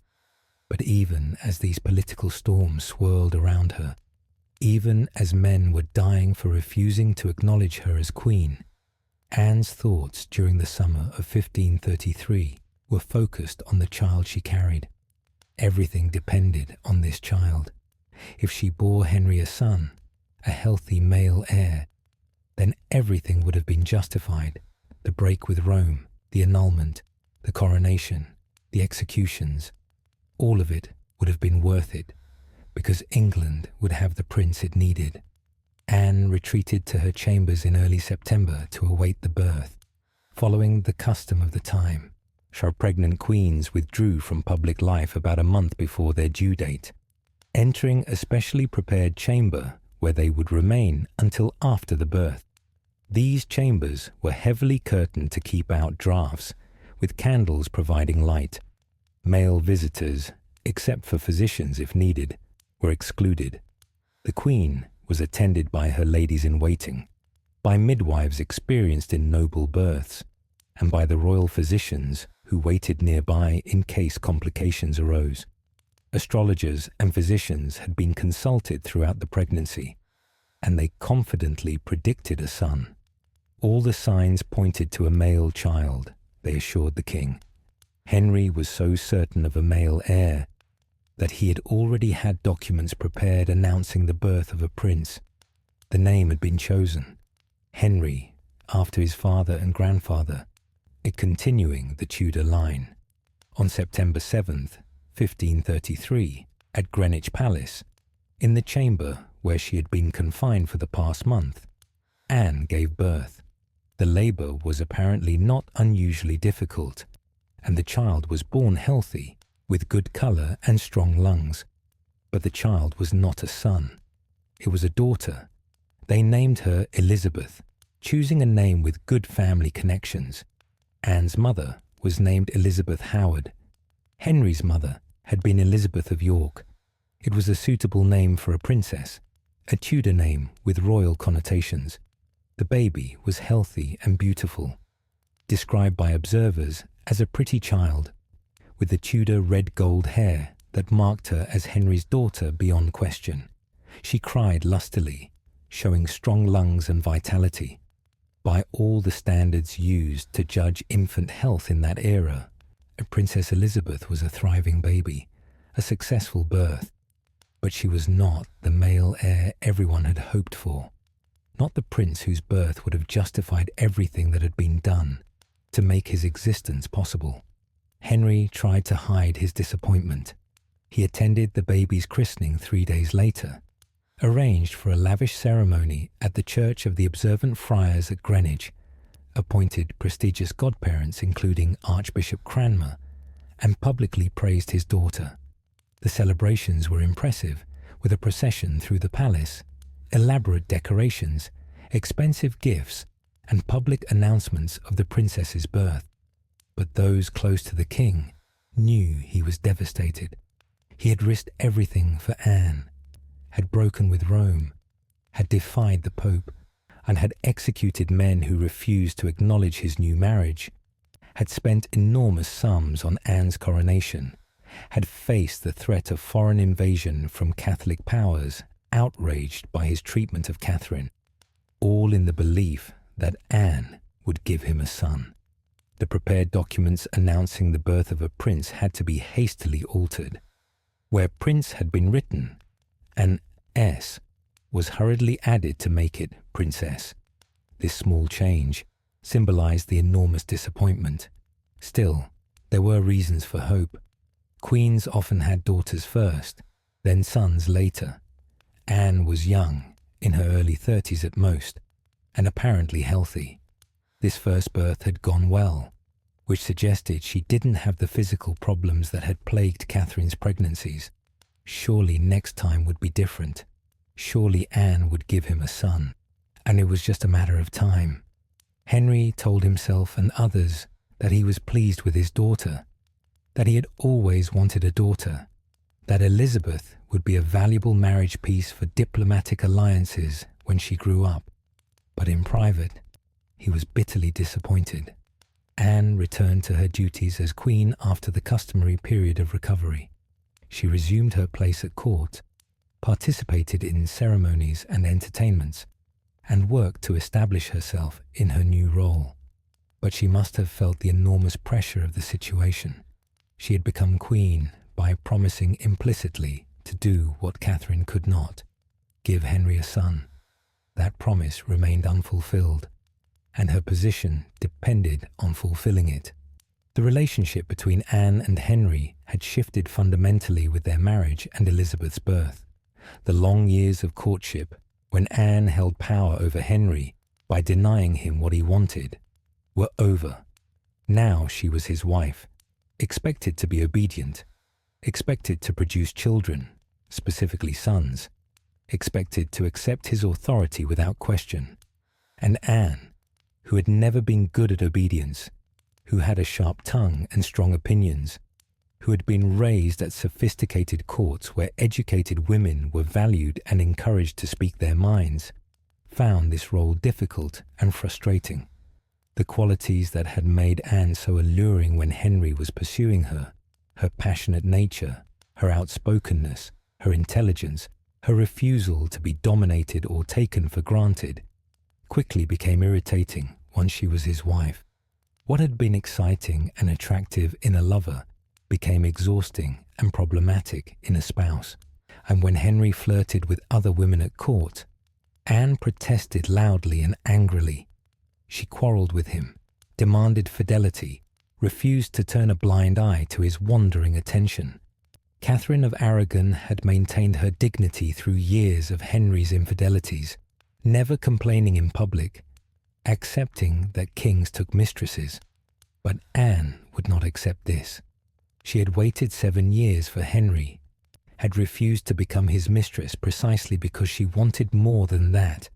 And now that she was his wife, she expected him to honor their marriage with fidelity. Contemporary observers noted that Anne had a sharp tongue and a quick temper. She did not suffer fools gladly, and she was not shy about expressing her opinions. She had been educated, could read theological works in multiple languages, and she had views on matters of state and religion that she did not hesitate to share. She attended council meetings, unusual for a queen, gave her opinions on policy matters, promoted people she favored, and worked against those she disliked. In a mistress, such spirit and intelligence had been exciting and refreshing. In a wife, especially a wife who was supposed to defer to her husband in all things, it was seen as unseemly and difficult. Henry, meanwhile, was changing too. In 1536, he was 44 years old. His athletic youth was behind him. He was putting on weight, his once trim figure thickening around the middle. An ulcer on his leg, possibly the result of an old jousting wound, was causing him increasing pain and would plague him for the rest of his life. His personality was changing as well.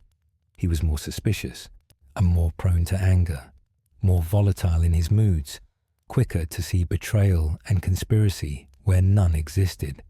The charming, generous, athletic young prince, who had wooed Anne with romantic letters and courtly devotion, was transforming into the suspicious, cruel, unpredictable tyrant of his later years. Whether this change was due to the chronic pain from his leg ulcer, to the stress of ruling, to disappointment over the succession issue, or to some other cause, the change was noticeable, and it made Henry a more difficult and dangerous husband. In 1534, Anne became pregnant again. There was renewed hope that this time she would bear a son, that Princess Elizabeth would have a brother who would inherit the throne. But sometime in the summer of 1534, Anne miscarried. The pregnancy ended early, adding to the tension between the royal couple and reviving fears that perhaps Anne, like Catherine before her, would not be able to give Henry the son he needed. Still, Anne remained queen. She had given birth to Princess Elizabeth, who remained heir to the throne despite being female. Anne was still young enough to have more children. She had time to prove herself, to fulfill the promise implicit in her marriage. Anne continued to play an active role in religious reform. She was genuinely interested in theological questions and had definite views on how the church should be organized and what reforms were needed. She owned several religious books, including an English translation of the Bible, which was still somewhat controversial, and she read and studied scripture regularly. She patronized reformist clergy, and giving them positions in her household, protecting them from conservative bishops who wanted to prosecute them for heresy. She corresponded with religious reformers on the continent, exchanging ideas about theology and church reform. She gave money to support the translation and printing of religious works in English, believing that ordinary people should have access to scripture and religious teaching in their own language. She also became involved in disputes over how the wealth seized from the monasteries should be used. Henry VIII had begun the process known as the dissolution of the monasteries in 1536, seizing the property, land, and wealth of England's religious houses and claiming it for the crown. This was justified partly on religious grounds. Many monasteries had become corrupt, or so it was claimed, and partly on financial grounds. Henry needed money, and the monasteries were wealthy. Anne had hoped that some of this monastic wealth would be used for charitable purposes, to help the poor, to fund schools and hospitals, to support genuine religious and educational work. But Thomas Cromwell, who was managing the dissolution, ensured that most of the wealth went directly into the royal treasury, enriching Henry and allowing him to reward supporters with grants of former monastic lands. Anne publicly criticized this policy, arguing that the money should be used for better purposes than just enriching the king and his cronies. This put her at odds with Thomas Cromwell, the king's chief minister and one of the most powerful men in England. Cromwell never forgave Anne for this rebuke, and many began to see her as an obstacle to his own power and influence. Anne had also made other enemies at court. The most dangerous faction opposed to her consisted of those who remained loyal to Catherine of Aragon and to Princess Mary, Henry's daughter by Catherine. These people had never accepted the annulment, had never recognized Anne as legitimate queen, and they wanted to see Catherine restored and Mary returned to her position as heir to the throne. This faction included the imperial ambassador, Eustace Chapuis, who represented Emperor Charles V, Catherine's nephew, at Henry's court. Chapuis loathed Anne, whom he always referred to in his dispatches as the concubine, rather than as queen.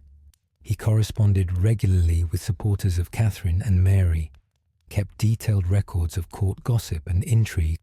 Anne worked tirelessly to undermine Anne's position. It also included many nobles who were conservative in their religious views. and who disliked the religious reforms that Anne championed. These men wanted England to return to full communion with Rome, wanted to see the old religious order restored, and saw Anne as the primary obstacle to reconciliation with the Pope. By late 1535, Anne was pregnant once more. This pregnancy seemed to be progressing well, and hope rose again that she would deliver the longed-for prince. Anne was probably in her 4th month of pregnancy as the new year of 1536 began, and if all went well, she would give birth sometime in the late spring or early summer.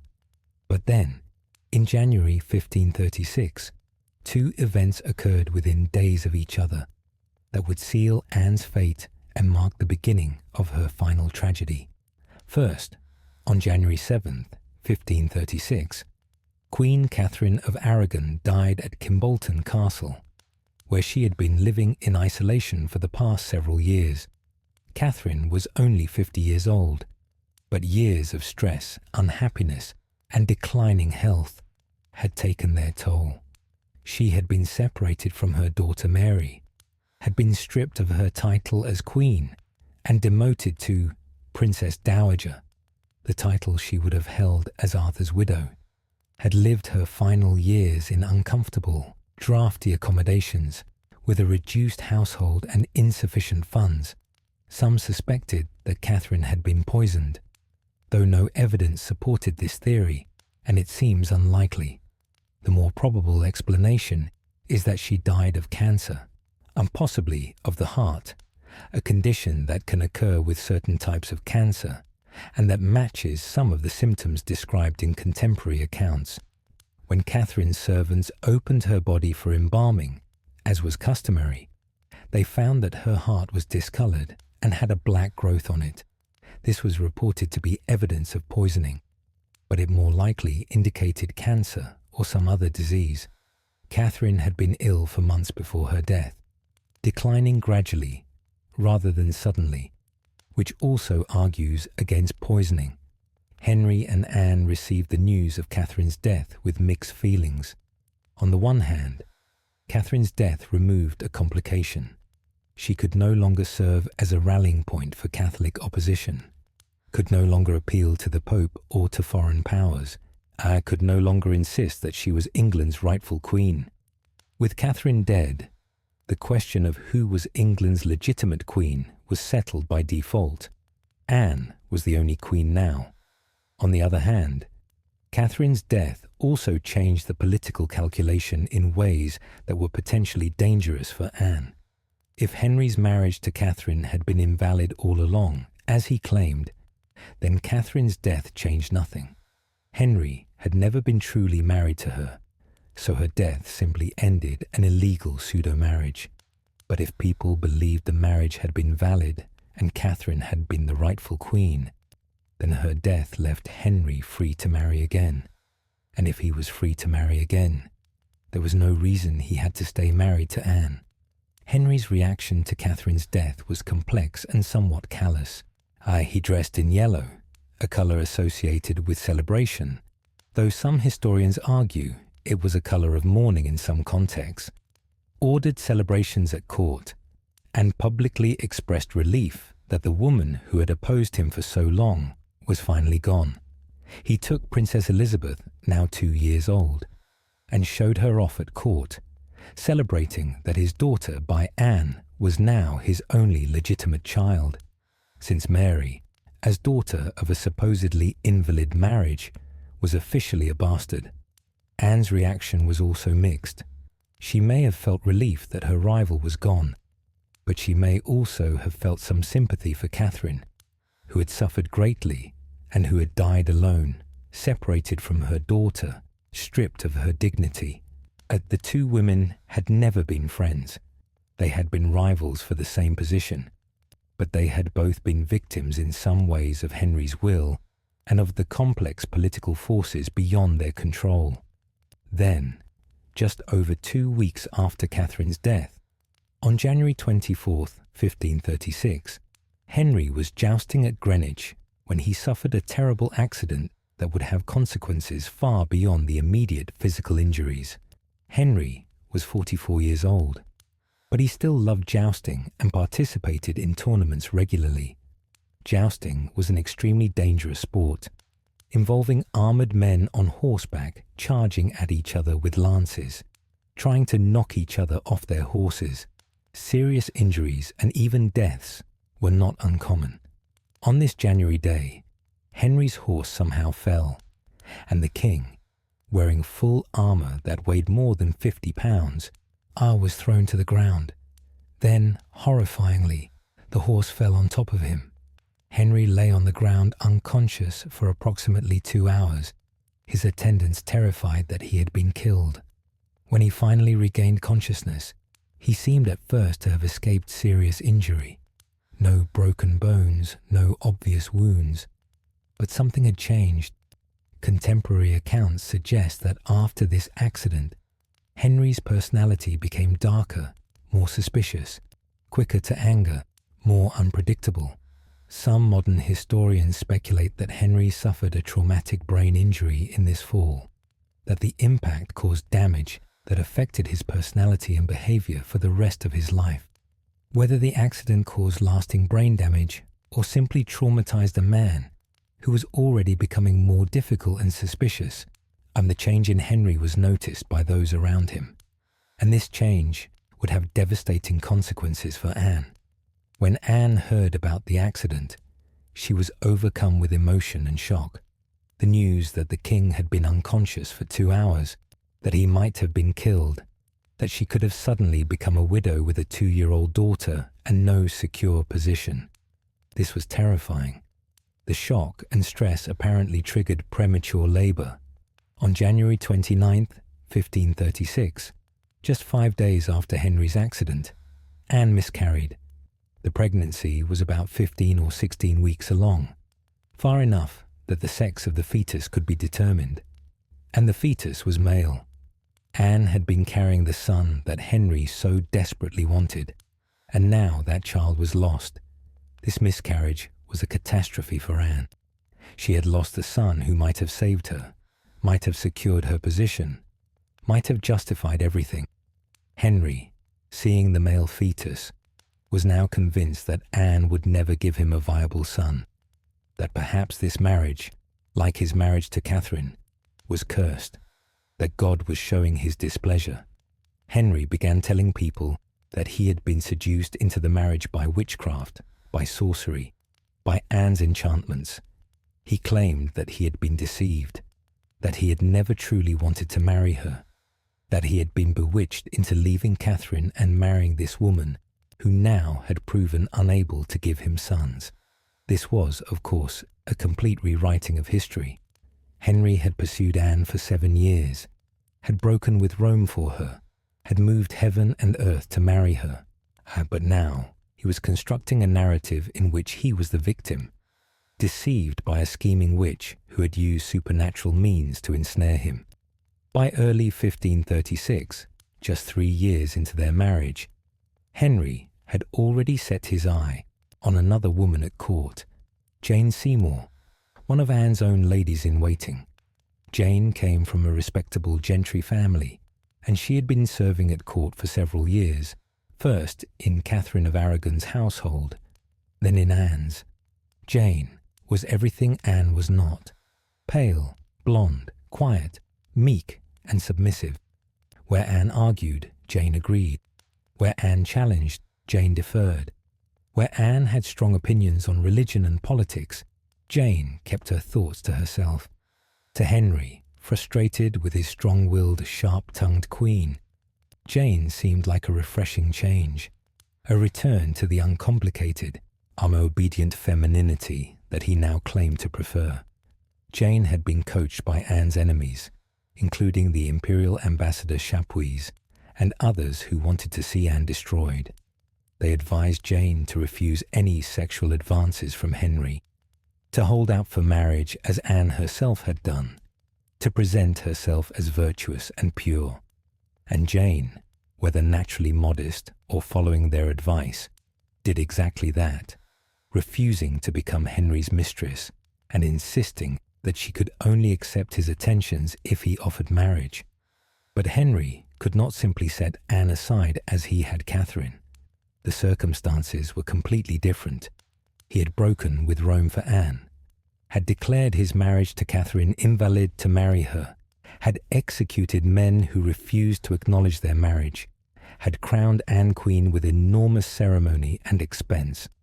To admit now that he wanted to be rid of Anne would make him look foolish, would cast doubt on everything he had done over the past 9 years, would suggest that his enemies had been right all along.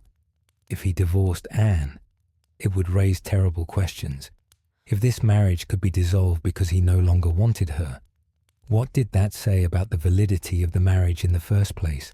Had he been right to set aside Catherine? Had the break with Rome been justified? If he could simply divorce Anne now that he was tired of her, what was to stop him from doing the same to whatever wife came next? Thomas Cromwell, sensing the king's mood and seeing an opportunity to rid himself of his enemy and to please his master at the same time, found a solution. If Anne could not be divorced without raising dangerous questions, perhaps she could be removed another way. Perhaps she could be accused of crimes so terrible, so shocking, so treasonous, that her execution would be not just justified, but necessary for the safety of the king and the kingdom. In late April 1536, Cromwell began gathering evidence against the Queen, or rather, he began manufacturing evidence, using threats, torture, and manipulation to force men into making confessions that would implicate Anne in adultery and treason. The first man arrested was Mark Smeaton, a court musician of low birth, who had risen to become one of the musicians in the king's household.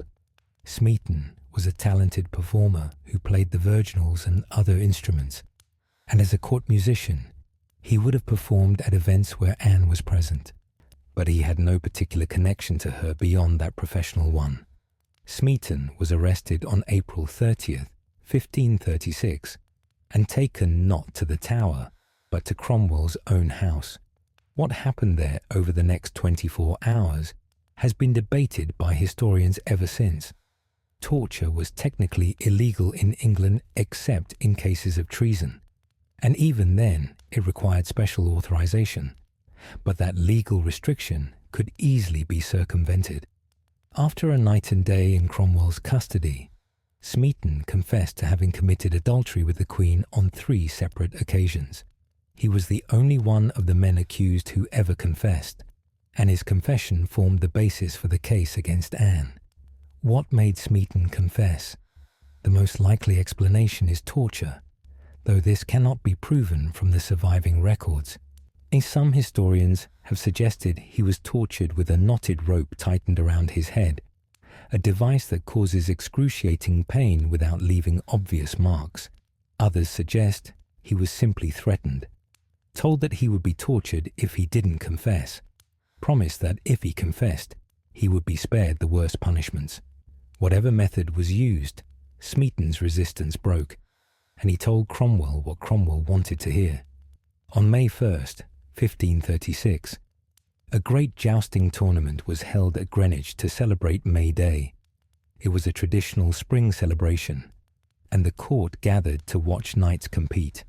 Henry and Anne were both present, sitting together in the royal viewing stand, watching the knights ride and battle. During the tournament, according to some accounts, Anne dropped her handkerchief, and one of the jousters, Henry Norris, one of the king's closest friends, picked it up and returned it to her. Or perhaps Anne simply laughed or spoke with Norris during a break in the competition. The exact details are unclear and have been embroidered over the centuries, but something happened that gave Henry an excuse to act. Perhaps it was genuinely something Anne did, or perhaps Henry had simply decided it was time and any excuse would do. Suddenly, in the middle of the tournament, Henry stood up and left without a word to Anne.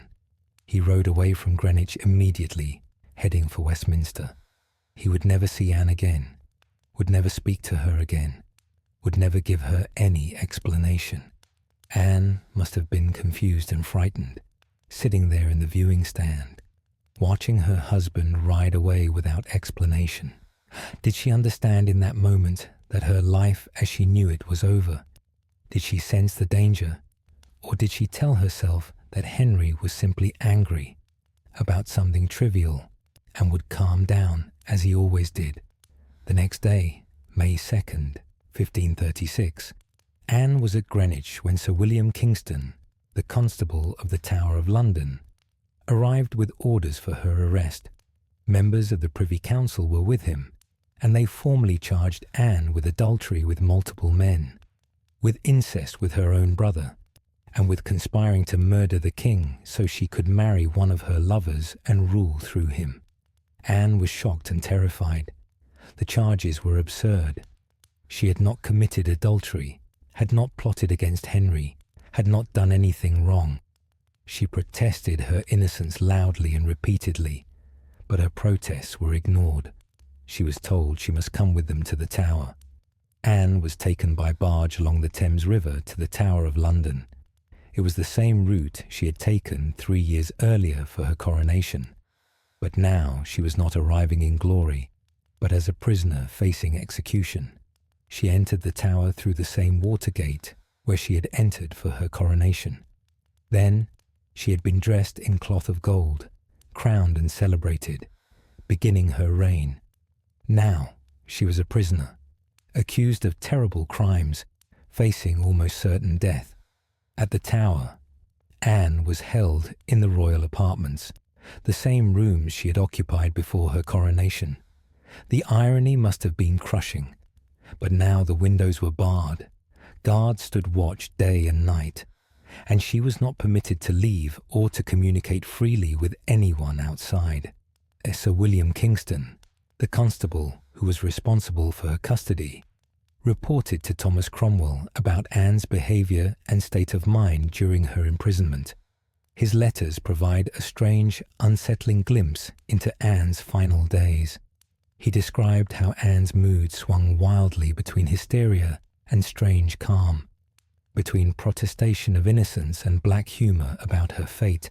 Sometimes Anne would break down weeping, insisting she had done nothing wrong, begging to know why the king would believe such lies about her. Other times, she would laugh almost hysterically, making dark jokes about her situation. She worried about her daughter Elizabeth, asking who would care for the little girl, whether Elizabeth would be provided for. She asked whether she would be burned at the stake or beheaded, speculating about which death would be less painful. Over the next 2 weeks, the other men accused with Anne were also arrested and imprisoned in the Tower. In addition to Mark Smeaton, they included Sir Henry Norris, one of the king's closest friends and a gentleman of the Privy Chamber, one of the most prestigious positions at court. Norris was wealthy, respected, and utterly loyal to Henry. The evidence against him was based largely on that overheard conversation at the May Day tournament, and on Anne having once teased him about his interest in one of her ladies-in-waiting, suggesting playfully that he really came to court to see Anne herself, rather than the lady he was supposedly courting. This innocent banter was twisted into evidence of an illicit affair. Sir Francis Weston, another gentleman of the Privy Chamber, young and from a wealthy family. The case against him was even flimsier than that against Norris. It seemed to be based mainly on the fact that he had been present at court entertainments, where Anne was also present, and that he may have flirted with her in the conventional manner of courtly love. Sir William Brereton, a groom of the King's Privy Chamber and a powerful figure in Wales and Cheshire, where he controlled royal administration. The evidence against him was almost non-existent. He seems to have been included largely because he had enemies who saw an opportunity to destroy him under cover of the charges against Anne. And most shocking of all, George Boleyn, Viscount Rochford, Anne's own brother. George was accused of having committed incest with his sister on multiple occasions, of having been one of her lovers, of having been part of the conspiracy to murder the king. The charge of incest was particularly horrible because it was considered one of the most serious sins imaginable, a crime against nature itself. The evidence for this charge came largely from George's own wife, Jane Parker, Lady Rochford. According to testimony, Lady Rochford had told Cromwell's investigators that George and Anne spent time alone together, that Anne sometimes visited George in his chambers, that there was an inappropriate closeness between them. Whether Lady Rochford actually said these things or whether her testimony was distorted or invented by the prosecutors remains debated. She may have mentioned innocent visits and conversations, which were then reinterpreted as evidence of incest. Or she may have been motivated by jealousy or anger at her husband. Contemporary accounts suggest the marriage was unhappy. Whatever her actual testimony, it was used to construct a case of incest against George and Anne. The trial of the four gentlemen, excluding George Boleyn and Anne herself, who were tried separately as peers of the realm and therefore required a different court, took place on May 12, 1536, at Westminster Hall. The trial was a formality. The verdict was predetermined. All four were found guilty and sentenced to death. Only Mark Smeaton, who had confessed, did not proclaim his innocence from the scaffold. The others insisted to the end that they had never committed adultery with the Queen, that the charges were false, that they were innocent. George Boleyn's trial took place on May 15, 1536, also at Westminster Hall, and George was permitted to speak in his own defence, and by all accounts he spoke eloquently, defending himself point by point against the charges. He was intelligent, well-educated, and he understood the law well enough to expose the weaknesses and contradictions in the case against him. At one point during the trial, George was handed a piece of paper and told not to read it aloud. The paper apparently contained an accusation that Anne had told George that Henry was impotent, that he could not perform sexually. This was a charge so scandalous, so damaging to Henry's reputation and masculine pride, that it was not to be spoken in open court. But George, whether out of defiance or simply as part of his defence strategy, read it aloud anyway, exposing this particular slander to public hearing. Despite his eloquent defence, George was found guilty. The jury that convicted him included men who had reason to want the Boleyns destroyed, men who understood that acquitting George would anger the king and might put their own positions at risk. The jury included the Duke of Suffolk, Charles Brandon, Henry VIII's closest friend and brother-in-law, who had always disliked Anne and the Boleyn family. It included the Earls of Northumberland, Henry Percy, Anne's former love, who was by now a broken man, ill and depressed, going through the motions of fulfilling his duty. The verdict was guilty, and George was sentenced to death with the same sentence that had been pronounced on the others, to be hanged, drawn, and quartered, the traditional punishment for men convicted of treason, a horrific death involving hanging until nearly dead, then cutting down and disemboweling while still alive, then beheading and quartering the body. Finally, on May 15th, 1536, Anne's own trial took place in the King's Hall at the Tower of London. A platform was erected in the centre of the hall, creating a kind of theatre where Anne would stand trial before an audience of approximately 2,000 spectators who had crowded in to watch. Anne was brought from her chambers to face trial, wearing a dark gown, possibly dark grey or black, with an ermine mantle over it indicating her royal status. Contemporary witnesses described her as moving with remarkable composure, her head held high, her bearing dignified, showing no sign of fear or shame. One observer, Lancelot de Carles, a secretary to the French ambassador who was present at the trial, wrote that Anne entered the hall with the bearing of one coming to great honour, rather than one facing death. She walked with confidence despite the terrible circumstances, determined to maintain her dignity to the end. Her uncle, Thomas Howard, 3rd Duke of Norfolk, presided over the trial as Lord High Steward, representing the king in this judicial proceeding. It must have been an agonizing position for Norfolk. He was Anne's uncle, her mother's brother, and yet he was required to sit in judgment over her, to maintain an appearance of impartiality, to pronounce sentence on his own niece if the verdict was guilty. Norfolk was flanked by Charles Brandon, Duke of Suffolk, Henry's closest friend, and by Thomas Audley, the Lord Chancellor, who was there to provide legal advice. And below them sat the jury of 27 peers, who would decide Anne's guilt or innocence. All men, all nobles, all carefully selected to ensure the outcome Cromwell and Henry wanted.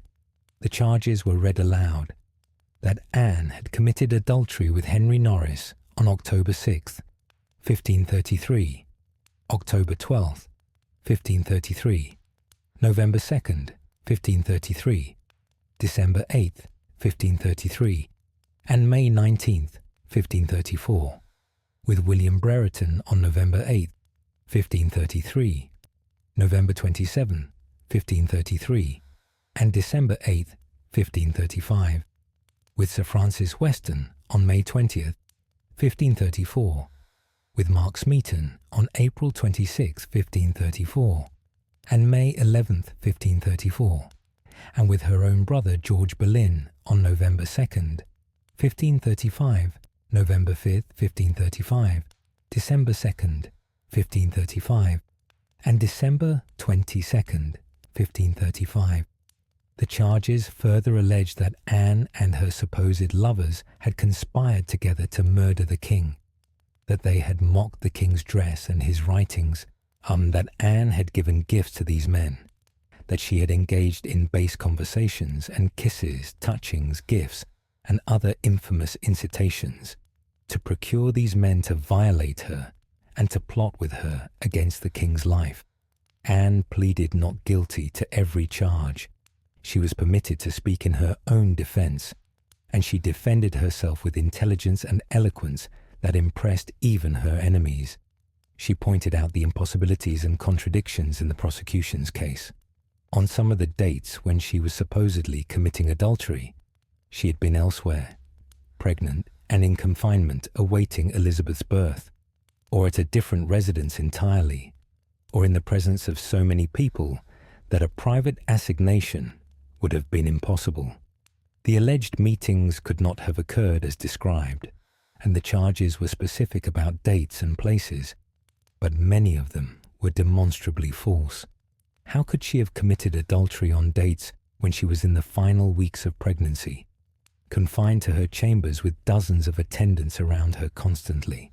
How could she have had secret meetings with multiple men in a palace full of servants, courtiers, and attendants, where the Queen's movements were constantly observed and noted?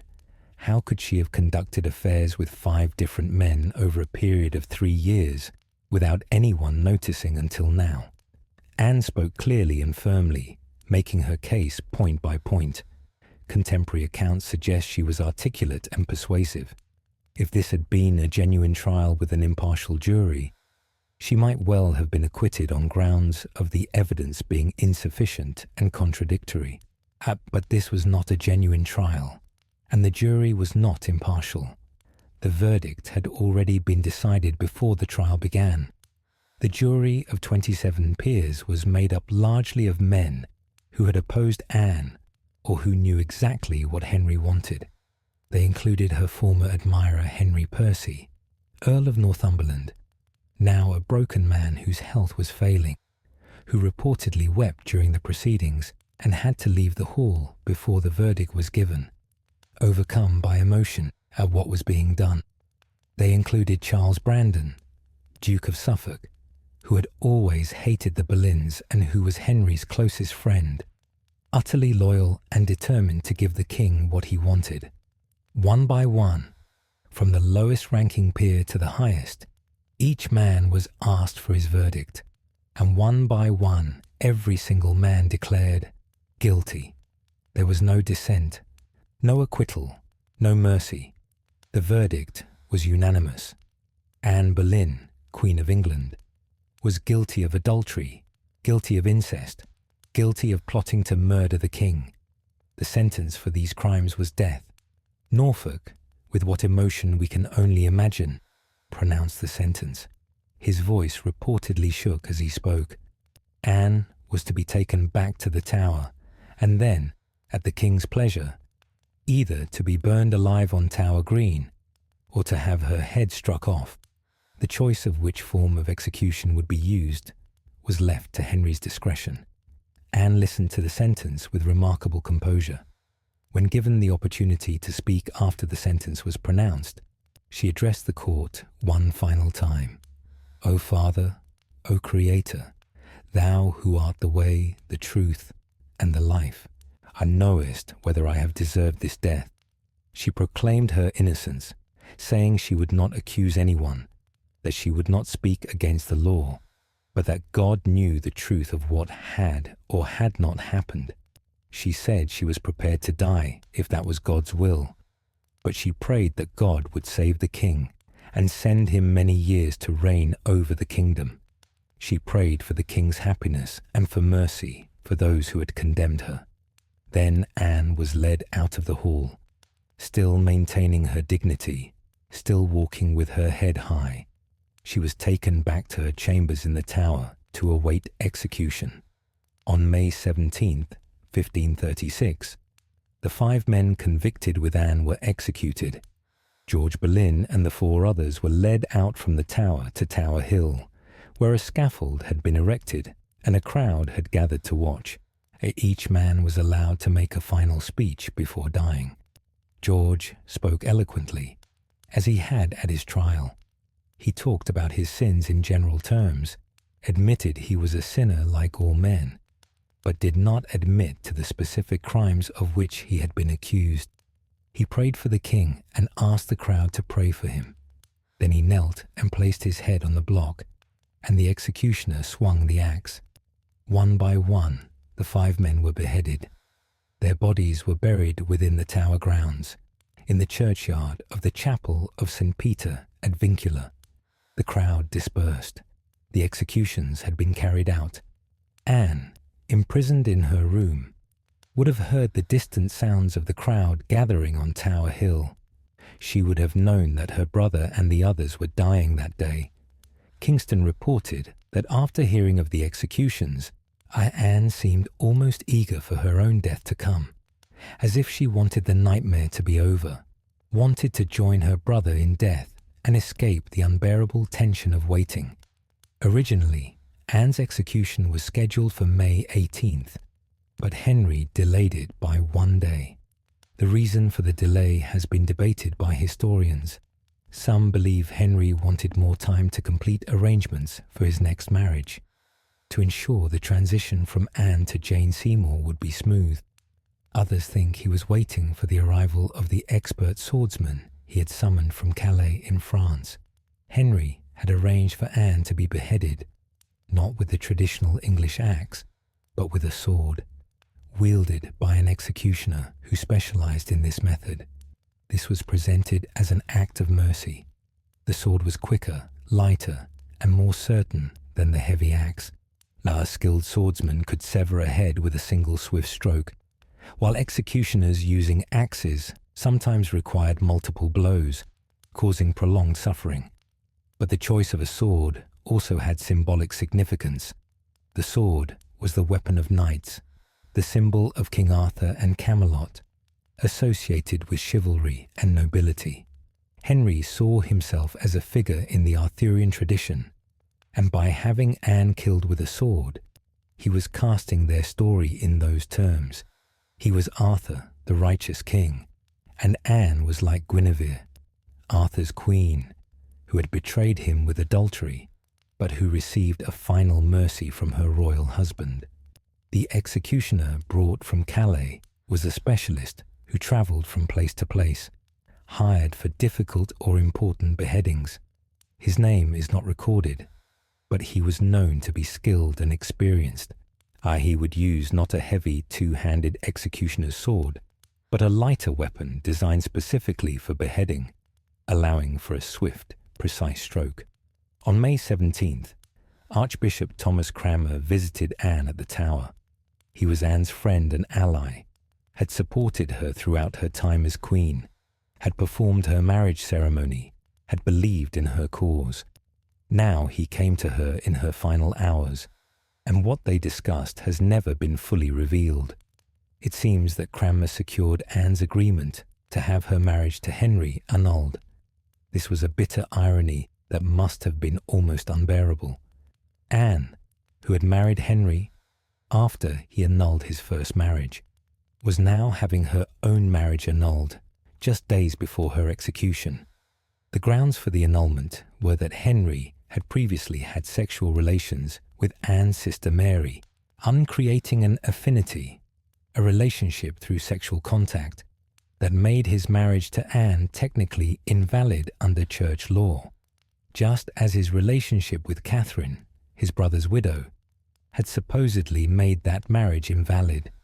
This annulment meant that Princess Elizabeth, like Princess Mary before her, was now officially illegitimate, declared a bastard, removed from the line of succession. Anne had lost everything: her crown, her life, her daughter's legitimacy, her place in history. Everything she had worked for, everything she had achieved, was being swept away. Yet she apparently agreed to the annulment. Why? Perhaps she hoped it would protect Elizabeth somehow, that if she cooperated and made things easy for Henry, he would be more inclined to provide for their daughter. Perhaps she was simply exhausted, ready for the end, and willing to agree to anything to make it come faster. Perhaps Cranmer convinced her it was the right thing to do. We will never know her reasoning.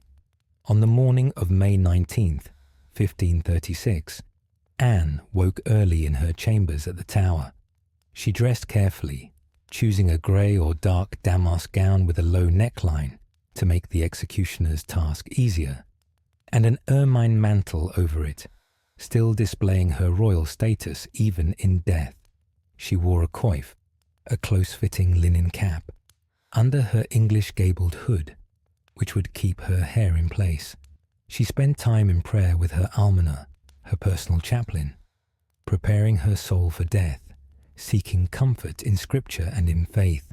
She distributed small gifts to her ladies: a prayer book, a few pieces of jewelry, small mementos, asking them to remember her and to pray for her soul. And at about 8 o'clock in the morning, Sir William Kingston came to tell her it was time. The execution would take place on Tower Green, the area of grass within the Tower walls, where private executions could be conducted away from the public crowds. Anne gave her final gift to her ladies, embraced them, comforted them as they wept. Then, with remarkable composure, she walked out of her chambers for the last time, down the stairs, across the green, to where a low scaffold had been built. The scaffold was only about 4 or 5 feet high, but high enough that the crowd of about 1,000 people who had been permitted to witness the execution could see clearly. Among those present were Thomas Cromwell, who had orchestrated her destruction; Charles Brandon, Duke of Suffolk, who had always hated her; and various nobles and officials who had been ordered to attend, and common folk who had somehow gained admission to the Tower grounds for this extraordinary event. The swordsman from Calais waited near the scaffold. His sword was hidden in the straw, so Anne would not see it and be frightened. He wore no mask. Executioners on the continent did not typically wear masks, as English executioners did. Anne climbed the steps to the scaffold with steady, graceful movements. She stood before the crowd, and Kingston indicated she could speak if she wished. She had been warned, directly or through intermediaries, that she must say nothing that could be interpreted as criticism of the king, nothing that might endanger her daughter or her family. Any hint of accusation or protest could bring terrible consequences for those she left behind. So Anne's final speech was carefully, painfully careful, a masterpiece of saying what she had to say while avoiding anything that might sound like criticism or rebellion. "Good Christian people," she began, her voice clear and steady, carrying across the green to the watching crowd. "I am come hither to die, for according to the law and by the law, I am judged to die, and therefore I will speak nothing against it. I am come hither to accuse no man, nor to speak of that whereof I am accused and condemned to die. But I pray God save the King, and send him long to reign over you. For a gentler nor a more merciful prince was there never, and to me he was ever a good, a gentle, and sovereign lord." Some historians have read these words as bitter irony, Anne's final act of defiance disguised as submission, her description of Henry as gentle and merciful, dripping with sarcasm, given that he was executing her on false charges. Others believe she spoke sincerely, perhaps still loving Henry despite everything, perhaps hoping to the very end that by praising him she might protect Elizabeth. The truth probably lies somewhere between these interpretations. Anne was intelligent enough to craft words that could be read multiple ways, that satisfied the requirement that she not criticize the king, while also conveying something of her actual feelings to those who could read between the lines. She continued, "And if any person will meddle of my cause, I require them to judge the best, and thus I take my leave of the world and of you all, and I heartily desire you all to pray for me." Then she asked the crowd, "O Lord, have mercy on me. To Jesus Christ I commend my soul." She removed her headdress and coif, exposing her long, elegant neck. Her ladies stepped forward to help her, their eyes red from weeping. Anne gave them her prayer book as a final gift and tried to comfort them, telling them not to cry for her, that she was going to a better place. One of her ladies bound Anne's eyes with a cloth, a blindfold so she would not see the executioner approaching, so her last sight would not be of the sword that would kill her. Anne knelt upright on the scaffold, not placing her head on a block as was customary with an axe execution, but kneeling upright with her head and neck exposed. She tucked her gown carefully around her feet and kept her hands clasped in prayer. She kept repeating a prayer, her lips moving. "To Jesus Christ I commend my soul. Lord Jesus, receive my soul. To Jesus Christ I commend my soul. Lord Jesus, receive my soul." The executioner stood to her side, not directly in front where she might sense his presence. In his hands was a weapon unlike the heavy executioner's axe, a light, sharp sword designed for exactly this purpose, shaped to sever a head with a single clean stroke. The executioner had been trained to perform this execution with minimal suffering for the condemned. As Anne knelt praying, he called out to his assistant, "Bring me the sword." This was a distraction, causing Anne to turn her head slightly to the side, toward where she thought the executioner was standing. But the executioner was on her other side.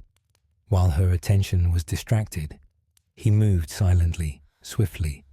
The sword flashed through the air in a single perfect arc, and Anne's head was severed from her body in one stroke, so quick that she probably felt nothing, probably died before her mind even registered what had happened. Her lips were apparently still moving in prayer when the sword struck. Her last thought a prayer, her last words to God. The watching crowd was silent for a moment, stunned by the swiftness of it. Then there were murmurs, prayers, some weeping. Anne Boleyn, Queen of England, was dead. The executioner picked up Anne's head by her dark hair, holding it up briefly, as was traditional, to show that the execution had been completed. Then he placed it down carefully. Anne's ladies came forward, weeping openly now that it was over. They wrapped Anne's body and head in white cloth. No proper coffin had been prepared for her. No one had thought to order one. Or perhaps it was deliberately denied to her as a final insult. An old elm chest that had once held arrows was brought, and Anne's body and head were placed inside it. She was carried to the chapel of St. Peter ad Vincula, the church within the tower grounds, and buried in the chancel near the high altar. The burial was swift and without ceremony. No funeral mass was said. No elaborate tomb was erected. She was laid in an unmarked grave, her burial place recorded only in the church's records. Anne Boleyn had been Queen of England for just over 3 years, from June 1st, 1533, to May 19th, 1536. She had worn the crown for approximately 1,000 days, hence the title, the 1,000 Days Queen, that would later be applied to her. She was approximately 35 years old at her death, or 29, and depending on which birth year is correct, cut down in what should have been the prime of her life.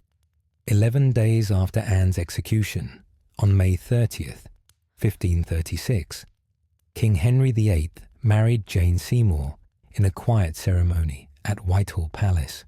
There was no grand celebration, no public festivities, no elaborate coronation.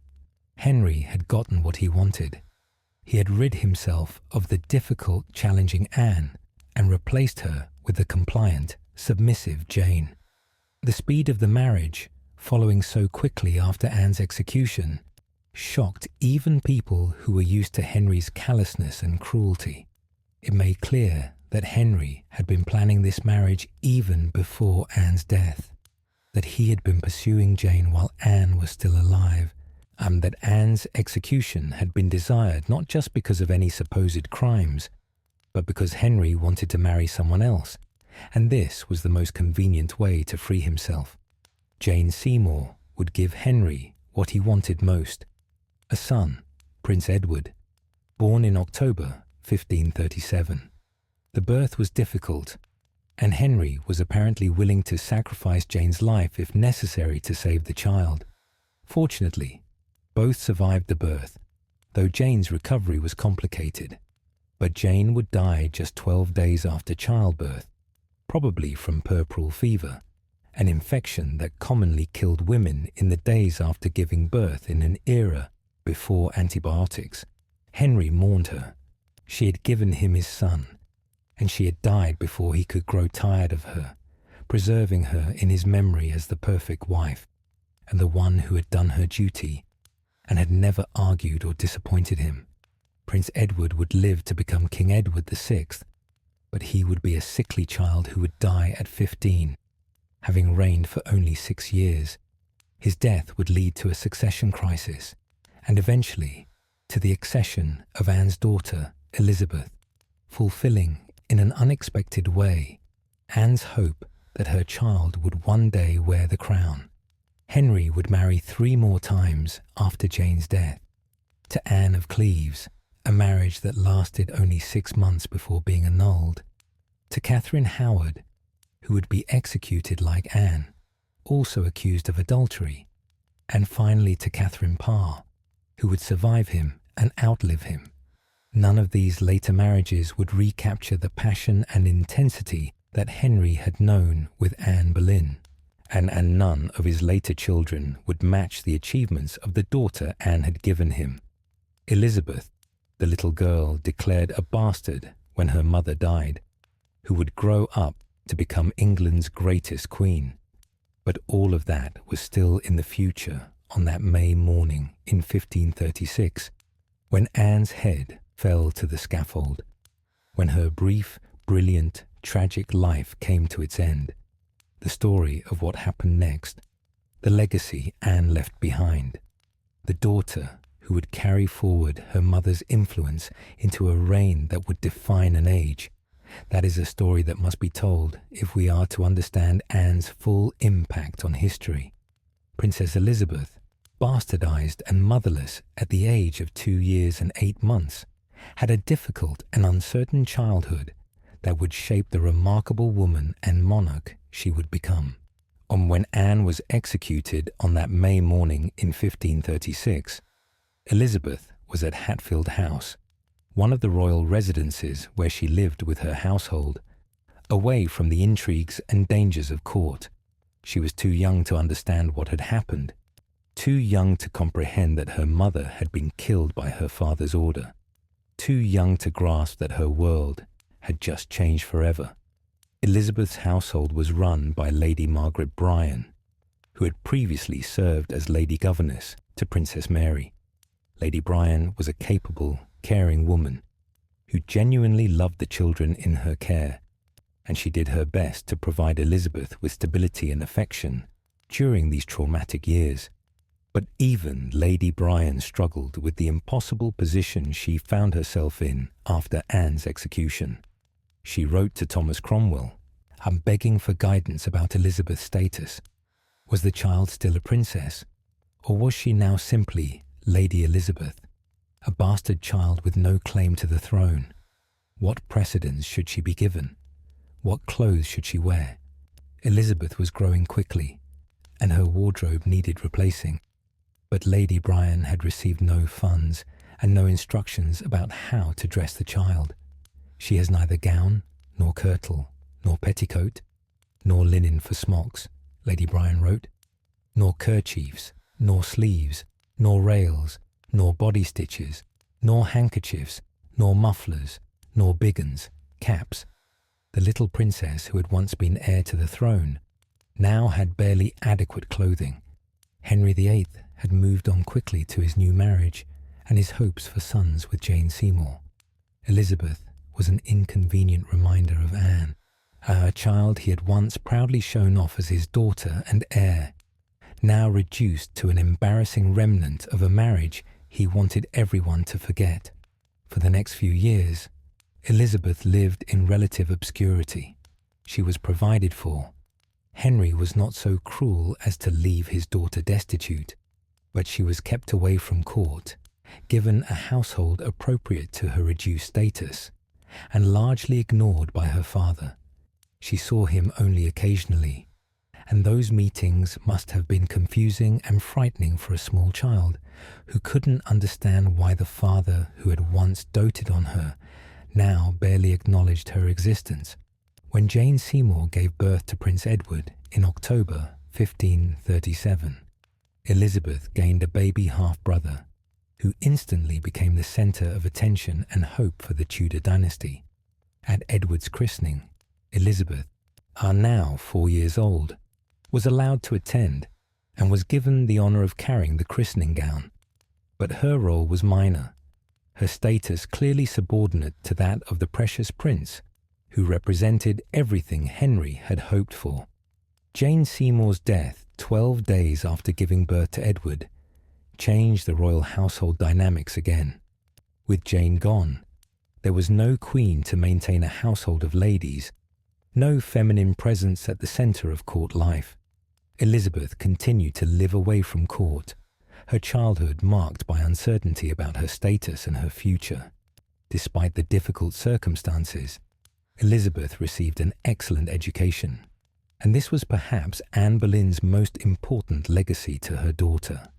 Anne had valued learning, had been herself educated at the sophisticated courts of Europe, and had ensured that Elizabeth's household included people who would provide proper education for the little girl.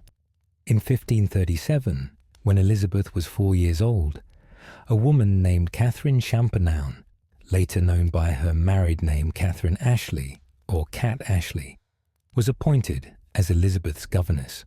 Cat Ashley would become one of the most important people in Elizabeth's life, a surrogate mother figure who provided the affection, stability, and guidance that Elizabeth desperately needed. Cat Ashley was well educated herself and believed firmly in the importance of educating girls as thoroughly as boys. She taught Elizabeth to read and write, to speak French and Italian, to understand Latin, to appreciate literature and poetry. She taught her deportment and manners, music and dancing, all the accomplishments expected of a well-bred lady. And when Elizabeth was 7 years old, she began studying with William Grindal, a brilliant young scholar who had studied at Cambridge. Under Grindal's tutelage, Elizabeth flourished intellectually. She studied Latin intensively, reading classical authors including Cicero, Livy, and Virgil. She studied Greek, a rare accomplishment for women in that era. She studied rhetoric and learned to construct arguments and speak persuasively. She studied history and learned about the rulers of the past and the patterns of politics and power. Elizabeth proved to be an exceptional student, with a quick mind, an excellent memory, and a genuine love of learning. Her tutors reported that she worked diligently, that she enjoyed her studies, that she mastered subjects with remarkable speed. By the time she was in her early teens, Elizabeth could read, write, and speak English, French, Italian, Latin, and some Spanish and Greek. She could translate difficult texts, could write elegant prose in multiple languages, could engage in sophisticated theological debates. This education was more than just an intellectual exercise. It was preparing Elizabeth for the possibility that she might one day have to rule, teaching her the skills she would need to govern a kingdom, to negotiate with foreign powers, to understand complex political and religious issues, to command respect from educated men who might otherwise dismiss a woman as intellectually inferior. But Elizabeth's childhood was not just about books and languages. It was also about survival, about learning to navigate dangerous political waters, about understanding when to speak and when to remain silent, about recognizing threats and protecting herself in a world where royal children could easily become victims of political intrigue. In 1540, when Elizabeth was 6 years old, Henry VIII married his fourth wife, Anne of Cleves. This marriage was arranged for diplomatic reasons and was a disaster from the start. Henry found Anne physically unattractive and could not bring himself to consummate the marriage. After just 6 months, the marriage was annulled, and Anne of Cleves was given generous financial settlements and properties, including, ironically, Hever Castle, Anne Boleyn's childhood home, in exchange for agreeing to the annulment. Later that same year, Henry married his fifth wife, Catherine Howard, a young woman who was vivacious, pretty, and unfortunately foolish. Well, Catherine was a cousin of Anne Boleyn. Both were nieces of the Duke of Norfolk, and like Anne, she would be accused of adultery and executed. In February 1542, Catherine Howard was beheaded at the Tower of London, charged with having committed adultery before her marriage and possibly during it. Elizabeth was 8 years old and was beginning to be old enough to understand what these executions meant, to recognize the pattern, to realize that queens could be killed, that her father was capable of ordering the deaths of women he had once loved. Finally, in 1543, Henry married his sixth and final wife, Catherine Parr. Catherine was a twice-widowed noblewoman in her early 30s, intelligent, educated, and genuinely kind. She would prove to be exactly what the royal children needed: a stable, a caring stepmother who took an interest in their welfare and education. Catherine Parr brought Elizabeth, Mary, and Edward together more often, creating something resembling a family atmosphere.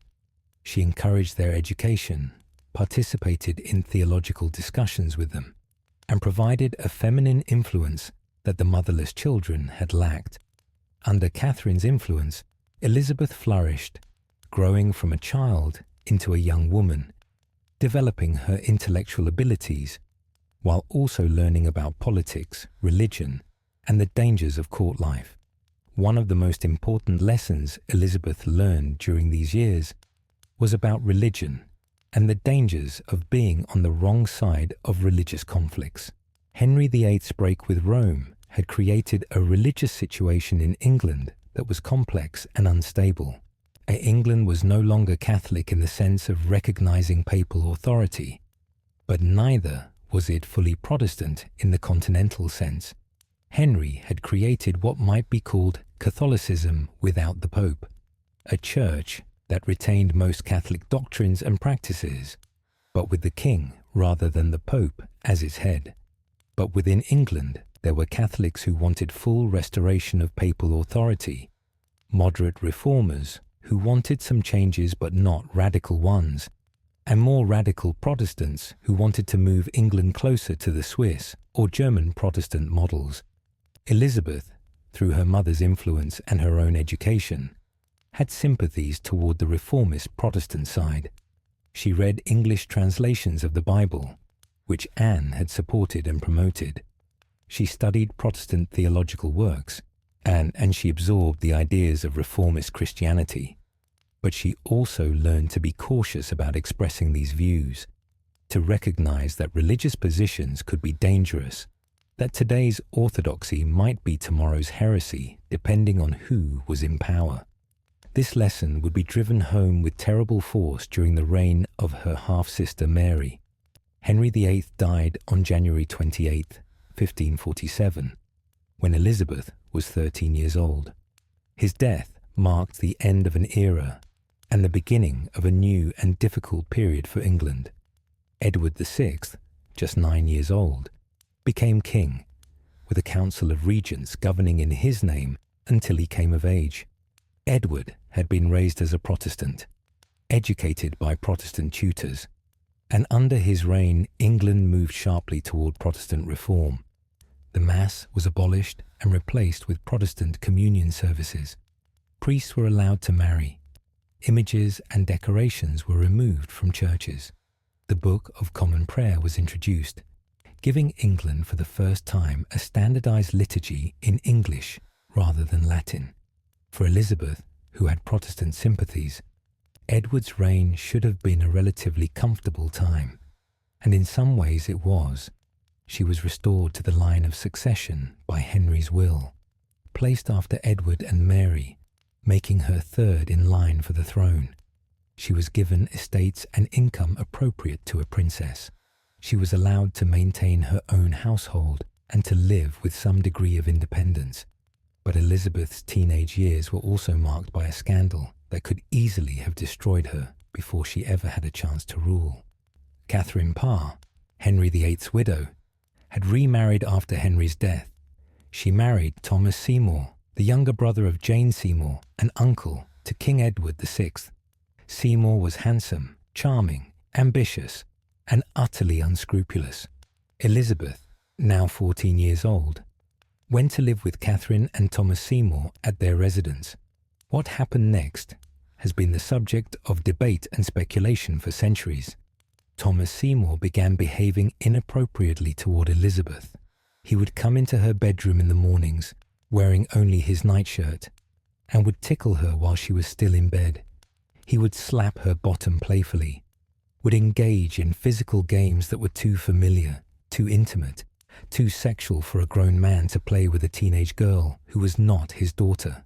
Sometimes Catherine Parr participated in these games, perhaps trying to make them seem innocent, perhaps not fully understanding what was happening, perhaps aware of the danger but unsure how to stop it without causing a scandal. But Catherine was not ignorant of what was happening. On one occasion, she apparently caught Seymour embracing Elizabeth, and the girl was sent away from the household. Elizabeth left Seymour's household under a cloud of scandal and gossip. When Catherine Parr died in childbirth in September 1548, just a year after marrying Seymour, Elizabeth was in danger. Seymour, now widowed and free to remarry, began plotting to marry Elizabeth, which would have given him a claim to power if Edward died without heirs, and Elizabeth inherited the throne. Seymour's plotting became increasingly dangerous and foolish. He tried to gain control over King Edward. I tried to turn the young king against Edward Seymour, Thomas's older brother, who was Lord Protector and effectively ruling England. Finally, Thomas Seymour was arrested for treason, and during the investigation, Elizabeth's relationship with him was examined in uncomfortable detail. Elizabeth was questioned intensively about her relationship with Seymour, about whether they had been lovers, about whether she had conspired with him in his plots, about whether she knew of his treasonous plans. This was Elizabeth's first real test of how to handle political danger, and she passed it with remarkable skill for a 15-year-old girl. She denied everything that could be proven false, admitted only what could be proven true, expressed shock and horror at any suggestion of impropriety, insisted on her complete innocence and her loyalty to her brother the king. She answered questions carefully, never giving more information than necessary, never admitting anything that could be used against her. Cat Ashley, Elizabeth's beloved governess, was arrested and taken to the Tower, interrogated about what she had seen and what had happened in Seymour's household. Ashley was eventually released, but the experience terrified both her and Elizabeth, teaching them both valuable lessons about how quickly favour could turn to danger, how easily innocent people could be caught up in political conspiracies, how essential it was to be careful, to be circumspect, to avoid any appearance of impropriety. Thomas Seymour was executed for treason in March 1549. Elizabeth survived the scandal, but she had learned a harsh lesson about the dangers of court life, about the risks of being too close to ambitious men, about the importance of protecting her reputation. She would never forget this lesson, and it would influence her decisions for the rest of her life. Edward VI, meanwhile, was growing up to be a serious, studious, religiously devout boy who took his responsibilities as king seriously despite his youth. He and Elizabeth remained on good terms. They were close in age, had been educated together during part of their childhood, and shared Protestant religious views. But Edward was not a healthy child. He had always been somewhat frail, and by his early teens, he was showing signs of serious illness. In early 1553, it became clear that Edward was dying. He had probably contracted tuberculosis, and though some historians have suggested other possible diagnoses, whatever the illness, it was wasting him away, and by the spring of 1553, he was coughing up blood, running fevers, and clearly approaching death. Edward's death would create a constitutional crisis. According to Henry VIII's will, if Edward died without heirs, the crown should pass to Mary, Henry's eldest daughter, by Catherine of Aragon. But Mary was Catholic, and Edward and his Protestant advisers were horrified at the thought of England returning to Catholicism under her rule.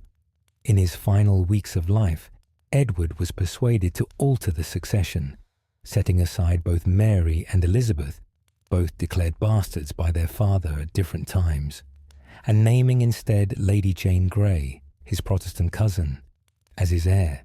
And Jane Grey was the great-granddaughter of Henry VII through his younger daughter Mary, making her a distant but legitimate Tudor claimant. Edward died on July 6, 1553, at just 15 years old. Lady Jane Grey was proclaimed queen, but her reign would last only 9 days. Mary, supported by the English people who believed she was the rightful heir regardless of religious considerations, gathered forces and marched on London. Jane Grey's support collapsed, and Mary was proclaimed queen on July 19, 1553. For Elizabeth, Mary's accession was both good news and terrifying news. Good news because Mary was her sister, and Mary initially seemed inclined to be generous and to treat Elizabeth well. Terrifying news because Mary was Catholic and was determined to restore Catholicism to England, while Elizabeth had Protestant sympathies that were known to many people. Mary I ascended the throne at age 37, after years of being marginalized, bastardized, separated from her beloved mother, forced to accept that her parents' marriage had been invalid, made to defer to Anne Boleyn and later to Jane Seymour. She had suffered greatly, and she was determined to undo what she saw as her father's great sin, the break with Rome and the introduction of Protestantism to England. Mary's reign would be remembered as one of religious persecution and tragedy. She married Philip II of Spain, despite widespread English opposition to the match, in hopes of producing a Catholic heir. who would ensure England remained Catholic after her death. She restored Catholic worship, brought England back into communion with Rome, and began prosecuting Protestants who refused to return to Catholicism. Hundreds of Protestants were burned at the stake during Mary's 5-year reign, earning her the nickname Bloody Mary that would follow her through history. Among those executed were prominent Protestant leaders like Bishops Hugh Latimer, Nicholas Ridley, and Thomas Cranmer, the Archbishop who had annulled Henry's marriage to Catherine and married him to Anne Boleyn. Elizabeth, as Mary's Protestant half-sister and potential heir, was in constant danger during this period. Mary suspected Elizabeth of secretly supporting Protestant rebels and conspirators. She believed Elizabeth was duplicitous, pretending to be Catholic while actually remaining Protestant at heart. In 1554, a rebellion led by Sir Thomas Wyatt, son of the poet Thomas Wyatt, who had courted Anne Boleyn years earlier, attempted to overthrow Mary and place Elizabeth on the throne. The rebellion failed, but Elizabeth was implicated in the plot. Letters had been found suggesting the conspirators wanted to make her queen. Elizabeth was arrested and brought to London by barge, passing under London Bridge, where she could see the heads of executed traitors displayed on spikes, a grim reminder of what might await her. She was taken to the Tower of London and imprisoned in the royal apartments, the same rooms where her mother had been held before her execution 18 years earlier. Elizabeth was terrified. She was 20 years old, imprisoned in the Tower, accused of treason, facing possible execution. She knew that her mother had been executed in this same place, on similarly questionable charges. She knew that Mary had the power to have her killed, and that there were many people advising Mary to do exactly that, arguing that as long as Elizabeth lived, she would be a focus for Protestant opposition. But Elizabeth was fortunate. She had learned from the Thomas Seymour scandal how to handle interrogation, how to answer questions without incriminating herself, how to maintain her innocence while admitting nothing that could be proven false. She insisted she had known nothing about Wyatt's rebellion, had not supported it, had not conspired with the rebels. More importantly, Mary hesitated to execute her own sister without clear proof of guilt. Despite their religious differences and Mary's suspicions, there was some remaining bond of sisterhood, some reluctance to add Elizabeth's death to the family's already bloody history. And there were practical considerations. If Mary died without heirs, which was looking increasingly likely, Elizabeth would be the next legitimate heir, and executing her might create a succession crisis worse than the one that had followed Edward's death. Elizabeth was eventually released from the Tower after 2 months of imprisonment, though she remained under house arrest and surveillance for much of Mary's reign. She lived quietly at various country estates, attended Catholic Mass publicly, which Mary required, avoided any appearance of supporting Protestant causes, and waited for the political situation to change. During these years of danger and uncertainty, Elizabeth learned patience, learned to conceal her true beliefs when necessary, learned to survive by being careful and calculating. She developed the political skills that would serve her so well as queen, the ability to delay decisions, to give answers that seemed to say something while actually committing to nothing, to appear to agree while actually reserving judgment. She also learned about the dangers of religious persecution, about how trying to force religious uniformity only created resentment and resistance, about how executing people for their beliefs made martyrs rather than solving problems. These lessons would influence her own religious policies when she eventually became queen. Mary's reign was not a happy one. Her marriage to Philip of Spain was personally disappointing. Philip spent little time in England and showed little affection for his wife. Her attempts to restore Catholicism were meeting resistance. Her persecution of Protestants was was creating sympathy for the victims rather than suppressing Protestant beliefs. And most devastatingly, she failed to produce an heir. Mary suffered 2 phantom pregnancies, convinced she was pregnant, her body showing signs of pregnancy, only to have no baby materialize. These phantom pregnancies were probably caused by ovarian tumors or other medical conditions, but they were psychologically devastating for Mary, who desperately wanted a child to ensure England remained Catholic after her death. By 1558, Mary's health was failing. She was 42 years old, worn out by stress and illness, probably dying of cancer. She knew she had to name an heir, and despite her religious concerns, Elizabeth was the only realistic choice. Our Mary reluctantly accepted that Elizabeth would succeed her, though she tried to extract promises that Elizabeth would maintain Catholicism in England. On November 17th, 1558, Mary I died at St. James's Palace in London. Elizabeth was at Hatfield House when riders came with the news. According to legend, Elizabeth was sitting under an oak tree reading when she was told she was now Queen of England. She reportedly quoted Psalm 118 in Latin, "A domino factum est illud, e est mirabile in oculis nostris." This is the Lord's doing, and it is marvelous in our eyes. Elizabeth I was 25 years old when she became queen. She had survived a childhood marked by her mother's execution, years of uncertainty about her status and her future, false accusations of treason, imprisonment in the Tower, and 5 years living under suspicion during Mary's reign. She had learned caution, patience, political skill, and the ability to survive in a dangerous world.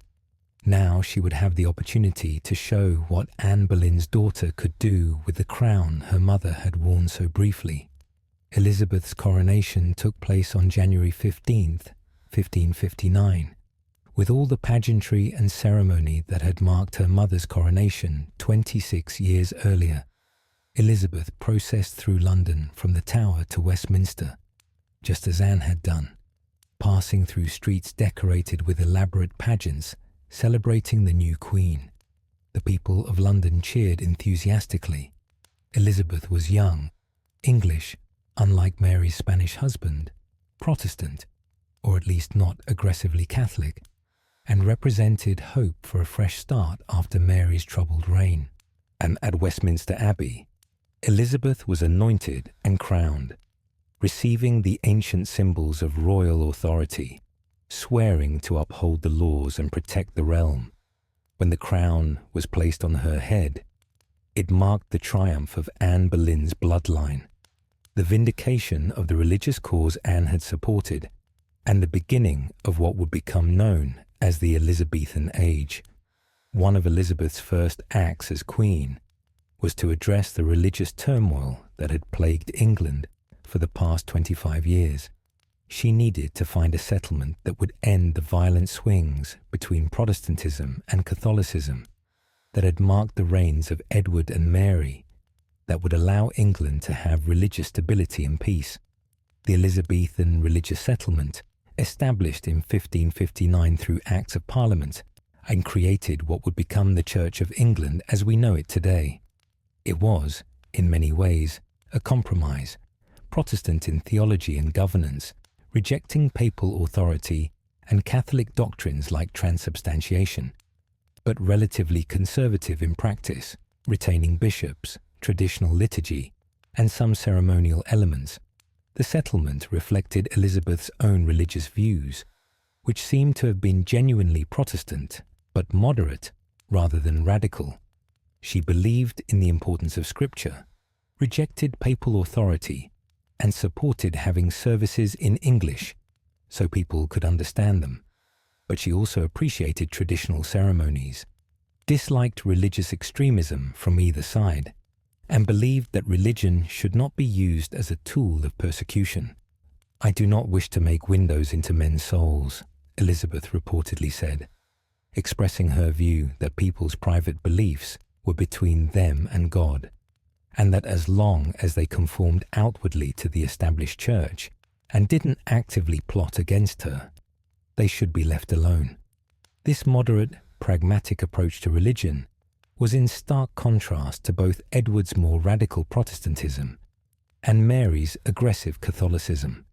It allowed England to move forward without the religious violence that had characterized the previous decades, though tensions remained and would occasionally flare into conflict.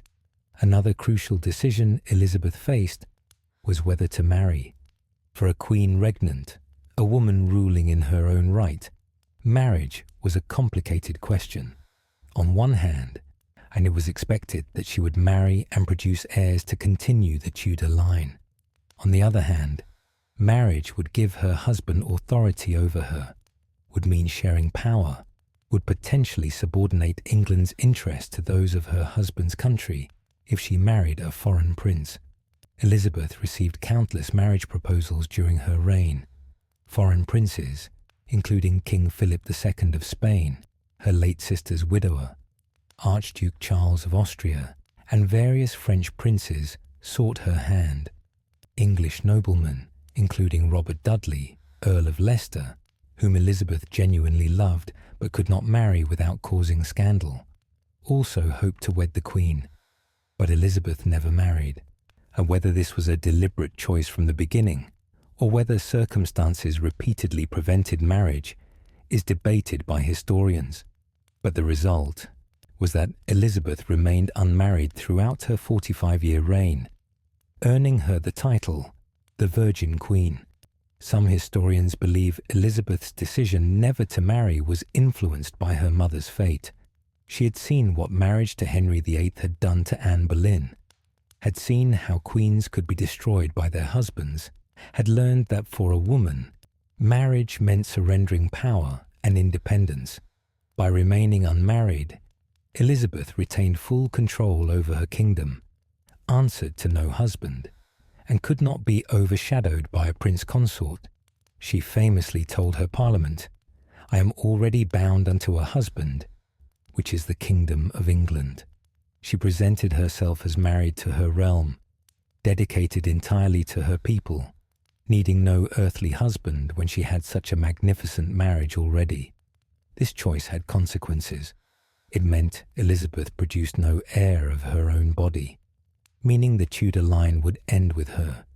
But it also meant she ruled England alone, made her own decisions, commanded her own forces, and demonstrated conclusively that a woman could rule successfully without a man to guide her. Elizabeth's reign would last for 45 years, from 1558 to 1603, and would be remembered as a golden age in English history. During her reign, England became a major naval power, with English ships exploring and trading around the world. Sir Francis Drake circumnavigated the globe, and Sir Walter Raleigh attempted to establish colonies in the New World, and English merchants established trading relationships from Russia to the Indies. The English defeated the Spanish Armada in 1588.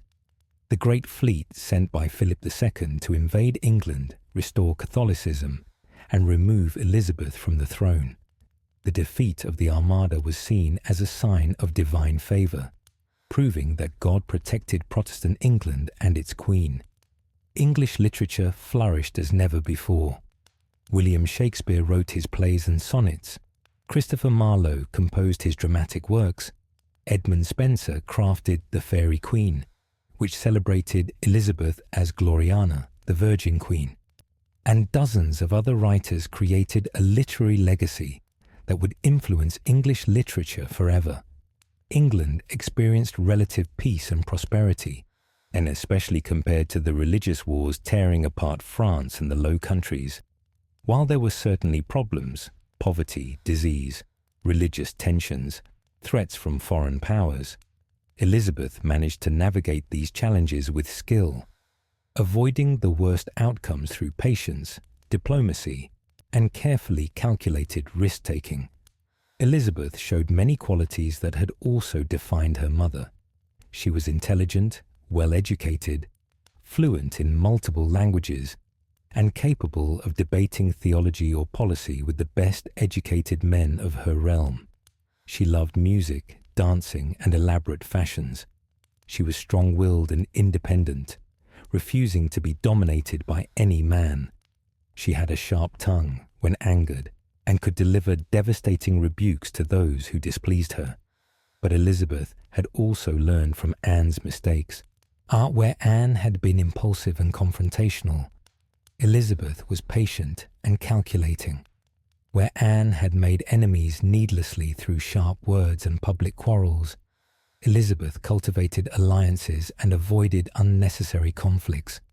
Where Anne had been open about her religious views and her influence over the king, Elizabeth was more circumspect, using her power subtly rather than flagrantly. Elizabeth rarely spoke publicly about her mother. Anne's name was still associated with scandal and controversy. She had been executed for adultery and treason. Her marriage had been annulled. Her reputation had been blackened by her enemies. For Elizabeth to dwell on her mother's memory might have raised uncomfortable questions about her own legitimacy and her right to rule. But Elizabeth honoured Anne's memory in subtle, significant ways. She wore a ring throughout her life that opened to reveal miniature portraits of herself and Anne, keeping her mother close to her heart in a private way. She gave positions of trust and favour to her mother's relatives and supporters. She appointed Matthew Parker, who had been Anne's chaplain, as Archbishop of Canterbury, and Parker served faithfully for the rest of his life, helping to establish the Elizabethan religious settlement. She chose to keep Whitehall Palace, the former York place that had belonged to Cardinal Wolsey, as one of her principal residences, the place where her parents had been secretly married, where she had been conceived. She kept items that had belonged to Anne, including books and tapestries that reflected Anne's interests and values. Most importantly, Elizabeth carried forward the religious reforms that Anne had supported. The English Bible that Anne had promoted became standard in every church. The Protestant settlement that Anne had helped inspire became the religious foundation of Elizabeth's realm. The intellectual and spiritual independence that Anne had valued became characteristics of Elizabethan England. As Elizabeth aged, she became an iconic figure, celebrated in poetry and art, regarded with something approaching worship by many of her subjects. She cultivated an image of herself as Gloriana, the Virgin Queen, married to England, eternally youthful and beautiful, a quasi-divine figure who embodied the nation itself. The elaborate portraits painted of Elizabeth in her later years show her dressed in incredible finery, covered in jewels, and her face white with cosmetics, and her hair arranged in elaborate styles. These images were not realistic representations of an aging woman, but symbolic portraits of the eternal Queen, the icon of English power and Protestant triumph. Elizabeth never named an heir until she was on her deathbed, keeping everyone guessing, maintaining her power by keeping the succession uncertain. She played foreign suitors against each other, using the possibility of marriage as a diplomatic tool while never actually committing to anyone. She managed her parliaments skillfully, giving them just enough to keep them supportive, while maintaining her royal prerogatives. When she did speak to her parliaments, she could be extraordinarily eloquent.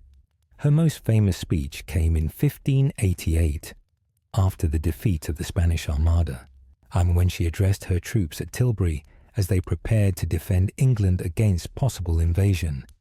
"I know I have the body of a weak, feeble woman, but I have the heart and stomach of a king, and of a king of England too, and think foul scorn that Parma or Spain, or any prince of Europe, should dare to invade the borders of my realm, to which rather than any dishonour shall grow by me, I myself will take up arms. I myself will be your general judge and rewarder of every one of your virtues in the field." This speech, with its acknowledgement of her female body, but assertion of her royal heart and courage, encapsulated Elizabeth's approach to ruling as a woman in a man's world. She acknowledged the expectations and prejudices, but transcended them through force of personality and demonstrated competence. Elizabeth's refusal to marry meant the Tudor line would end with her. She had no children to succeed her.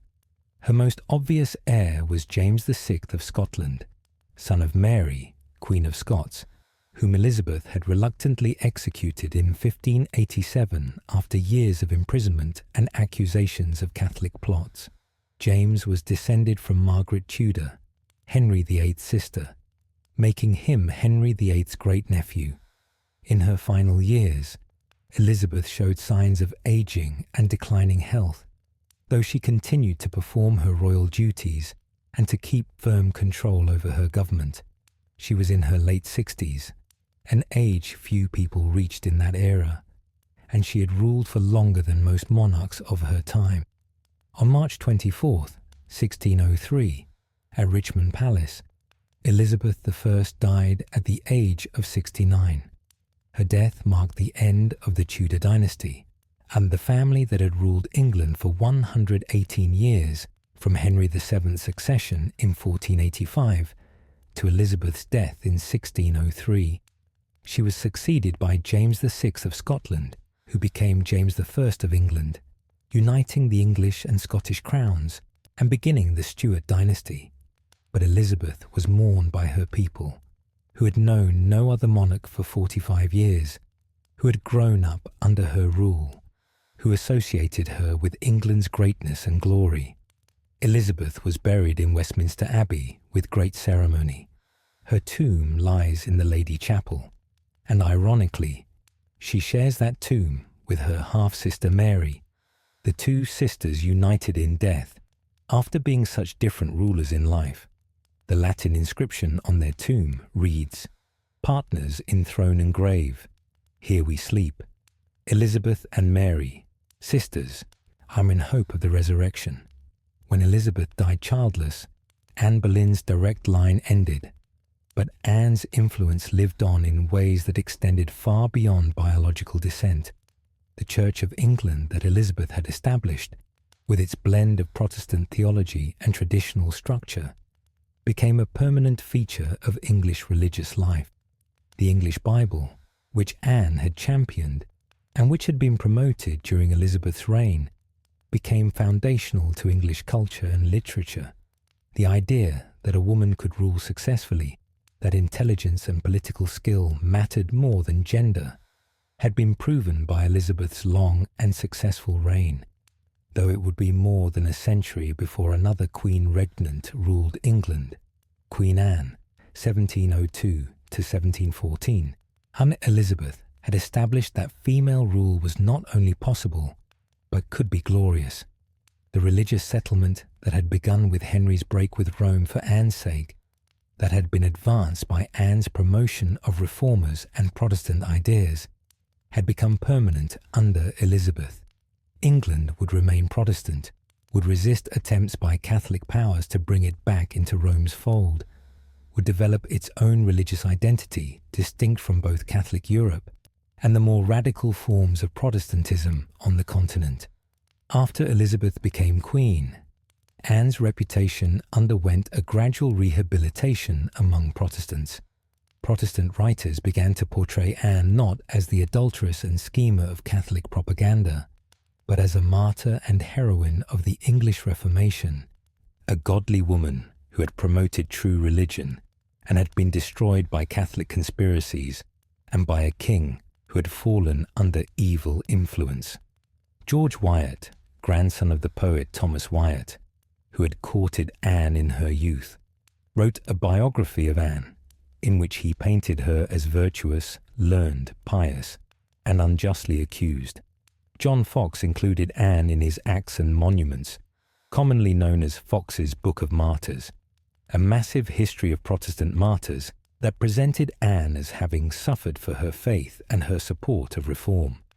These sympathetic portrayals helped shape how Anne would be remembered, at least among English Protestants, but they also simplified and flattened her into a symbol, losing something of the complex, contradictory, fascinating woman she had actually been.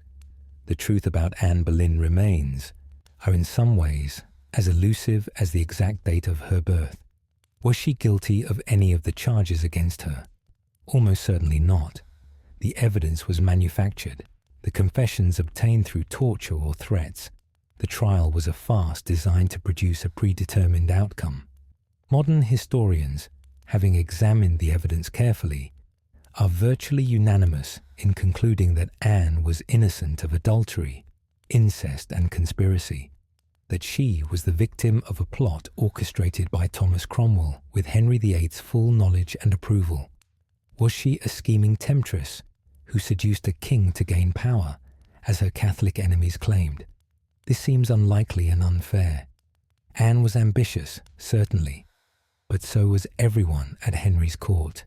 She used the tools available to a woman in her time: charm, intelligence, with the withholding of sexual favors until marriage, to protect herself and advance her family.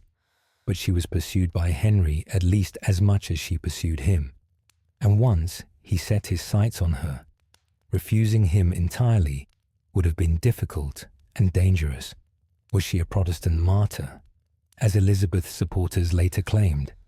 Anne was certainly sympathetic to religious reform, and she used her influence to promote reformist ideas and protect reformist clergy. She read scripture, supported English translations of the Bible, and believed the church needed to change. But she died before Protestantism had fully formed as a separate religious identity, and it's unclear how far she would have gone in rejecting Catholic practices and doctrines if she had lived longer. She was more reformist than Henry, but less radical than many continental Protestants. Perhaps the fairest assessment is that Anne Boleyn was a woman of exceptional intelligence, charm, education, and determination, who lived in an age when women had very few avenues to power and influence. She navigated the treacherous world of Henry VIII's court with remarkable skill for many years, rising higher than any woman of non-royal birth had risen before.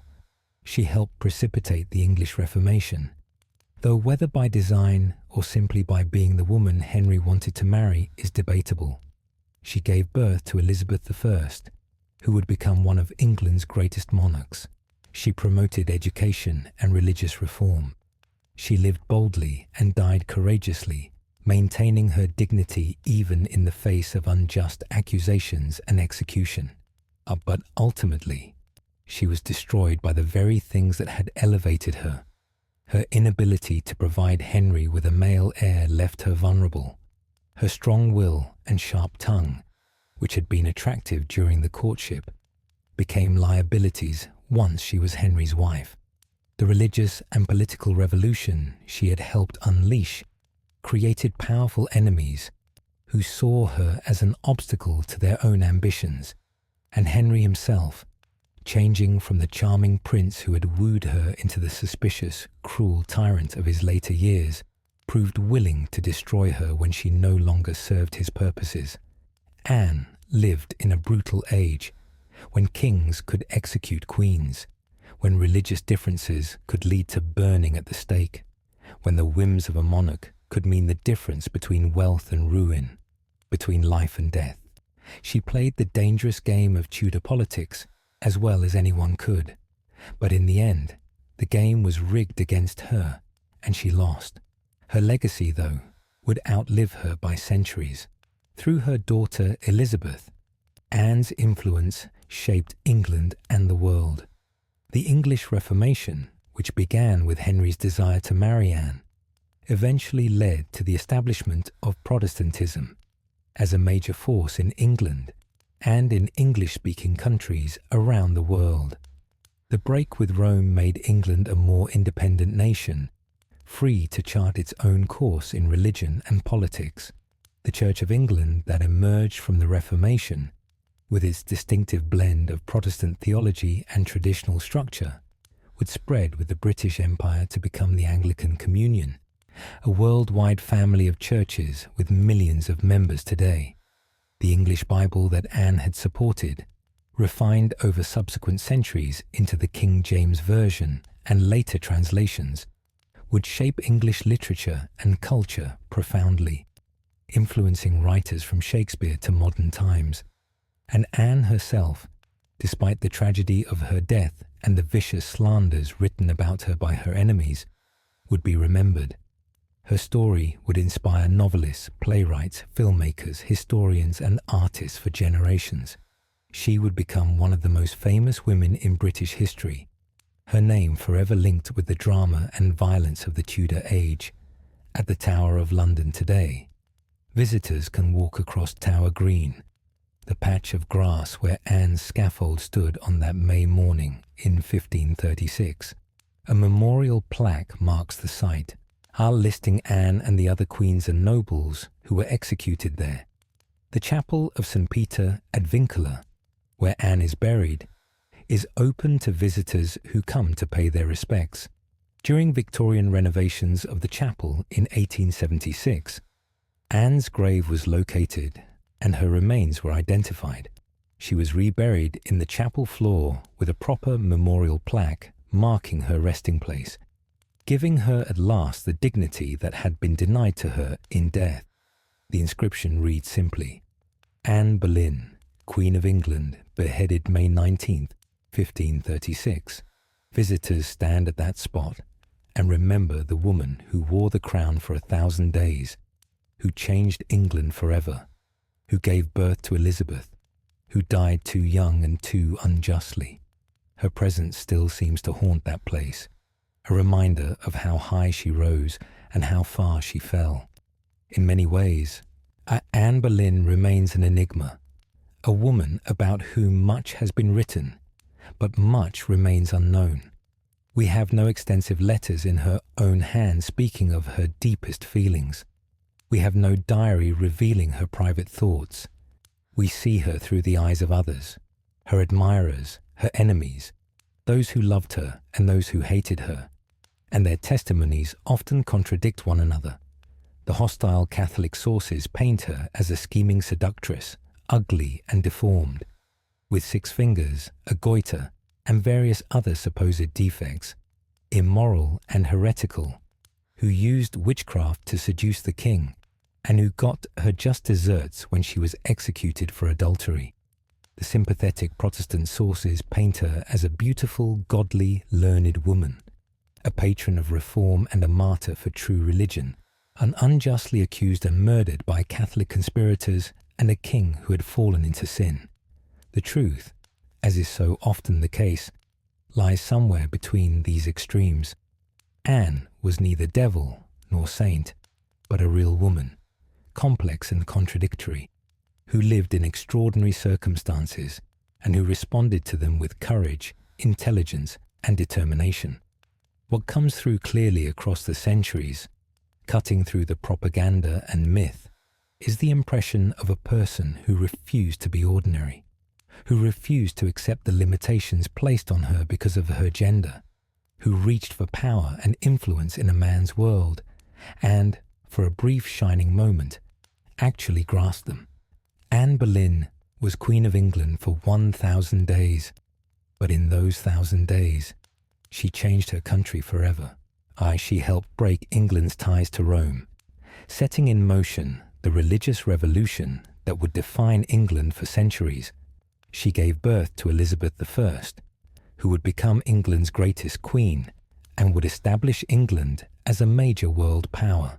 She promoted religious reform, protected reformers, supported the translation of the Bible into English, so common people could read God's word for themselves.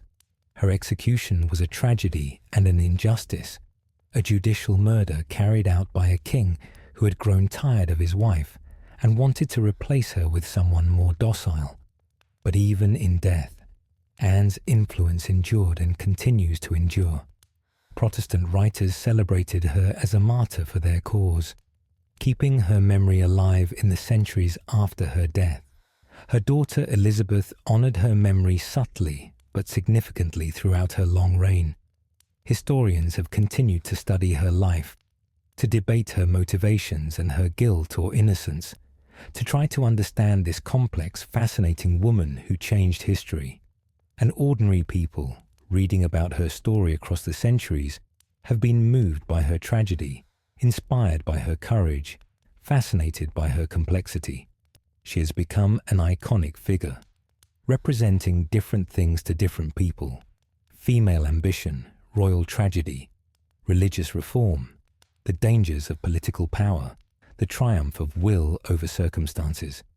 As the darkness deepens and sleep approaches, we leave Anne Boleyn where we began, in the chapel of St. Peter, at Vincula, at the Tower of London, resting near the high altar in the place where she was laid to rest on that May afternoon in 1536, her story complete, yet somehow eternal, from her uncertain birth in the first years of the 16th century to her execution on a spring morning in 1536. Her life was a whirlwind of ambition, passion, romance, triumph, and tragedy. She was a daughter who made her family great, a sister who watched her sibling rise and fall, a courtier who mastered the games of power, a lover who captured a king's heart, a queen who wore her crown with pride, and a mother whose child would change the world. She was Anne Boleyn, sophisticated and educated, charming and intelligent, ambitious and determined, passionate and strong-willed. She lived boldly in an age of danger, loved intensely in a world of calculation, and died courageously when courage was all she had left. The world she helped create outlived her by centuries. The daughter she bore became legend. The reform she championed became permanent. The story she lived became immortal.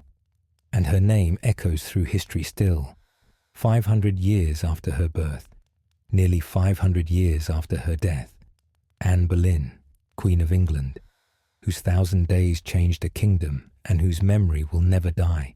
Sleep now, dear listener, as the soft shadows of history embrace you.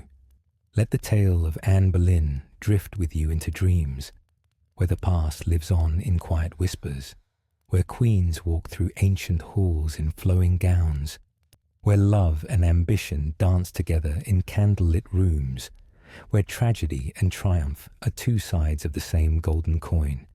Close your eyes and see the courts of Europe, where a dark-haired girl learned languages and manners, danced with grace, and absorbed the sophistication that would define her. See the gardens of Hever Castle, where a king courted a lady beneath ancient oaks, writing love letters and dreaming of a future together. See the coronation procession through London, with pageants and celebrations, and a new queen riding in cloth of gold. See the scaffold on Tower Green, where courage faced death with dignity, where a woman spoke her last words with grace, where a queen became immortal. Rest peacefully in the knowledge that Anne Boleyn, for all the tragedy of her end, left a legacy that endured. Her daughter ruled England for 45 glorious years. Her religious reforms shaped a nation's faith. Her story inspired countless artists and writers. Her courage in the face of death remains an example of human dignity triumphing over injustice. Let the gentle rhythm of her story carry you into restful sleep, where history becomes dream, where past and present merge, where the voices of 5 centuries ago whisper softly across time. In your dreams, you may see her, the dark-eyed queen with the elegant neck, the woman who loved and lost, who rose and fell, who lived brilliantly and died bravely. Good night, sweet dreamer. May your rest be peaceful, your dreams gentle, and your night filled with the soft comfort of stories well told. May the memory of Anne Boleyn, tragic queen and triumphant mother, watch over your sleep with the same grace and dignity she showed in both her finest hour and her darkest moment. The tower bells toll softly in the distance. The Thames flows quietly past ancient stones. The chapel door closes gently, and Anne Boleyn rests in peace at last, her story told, her legacy secure, her memory eternal. Sleep now, dear listener. Sleep well.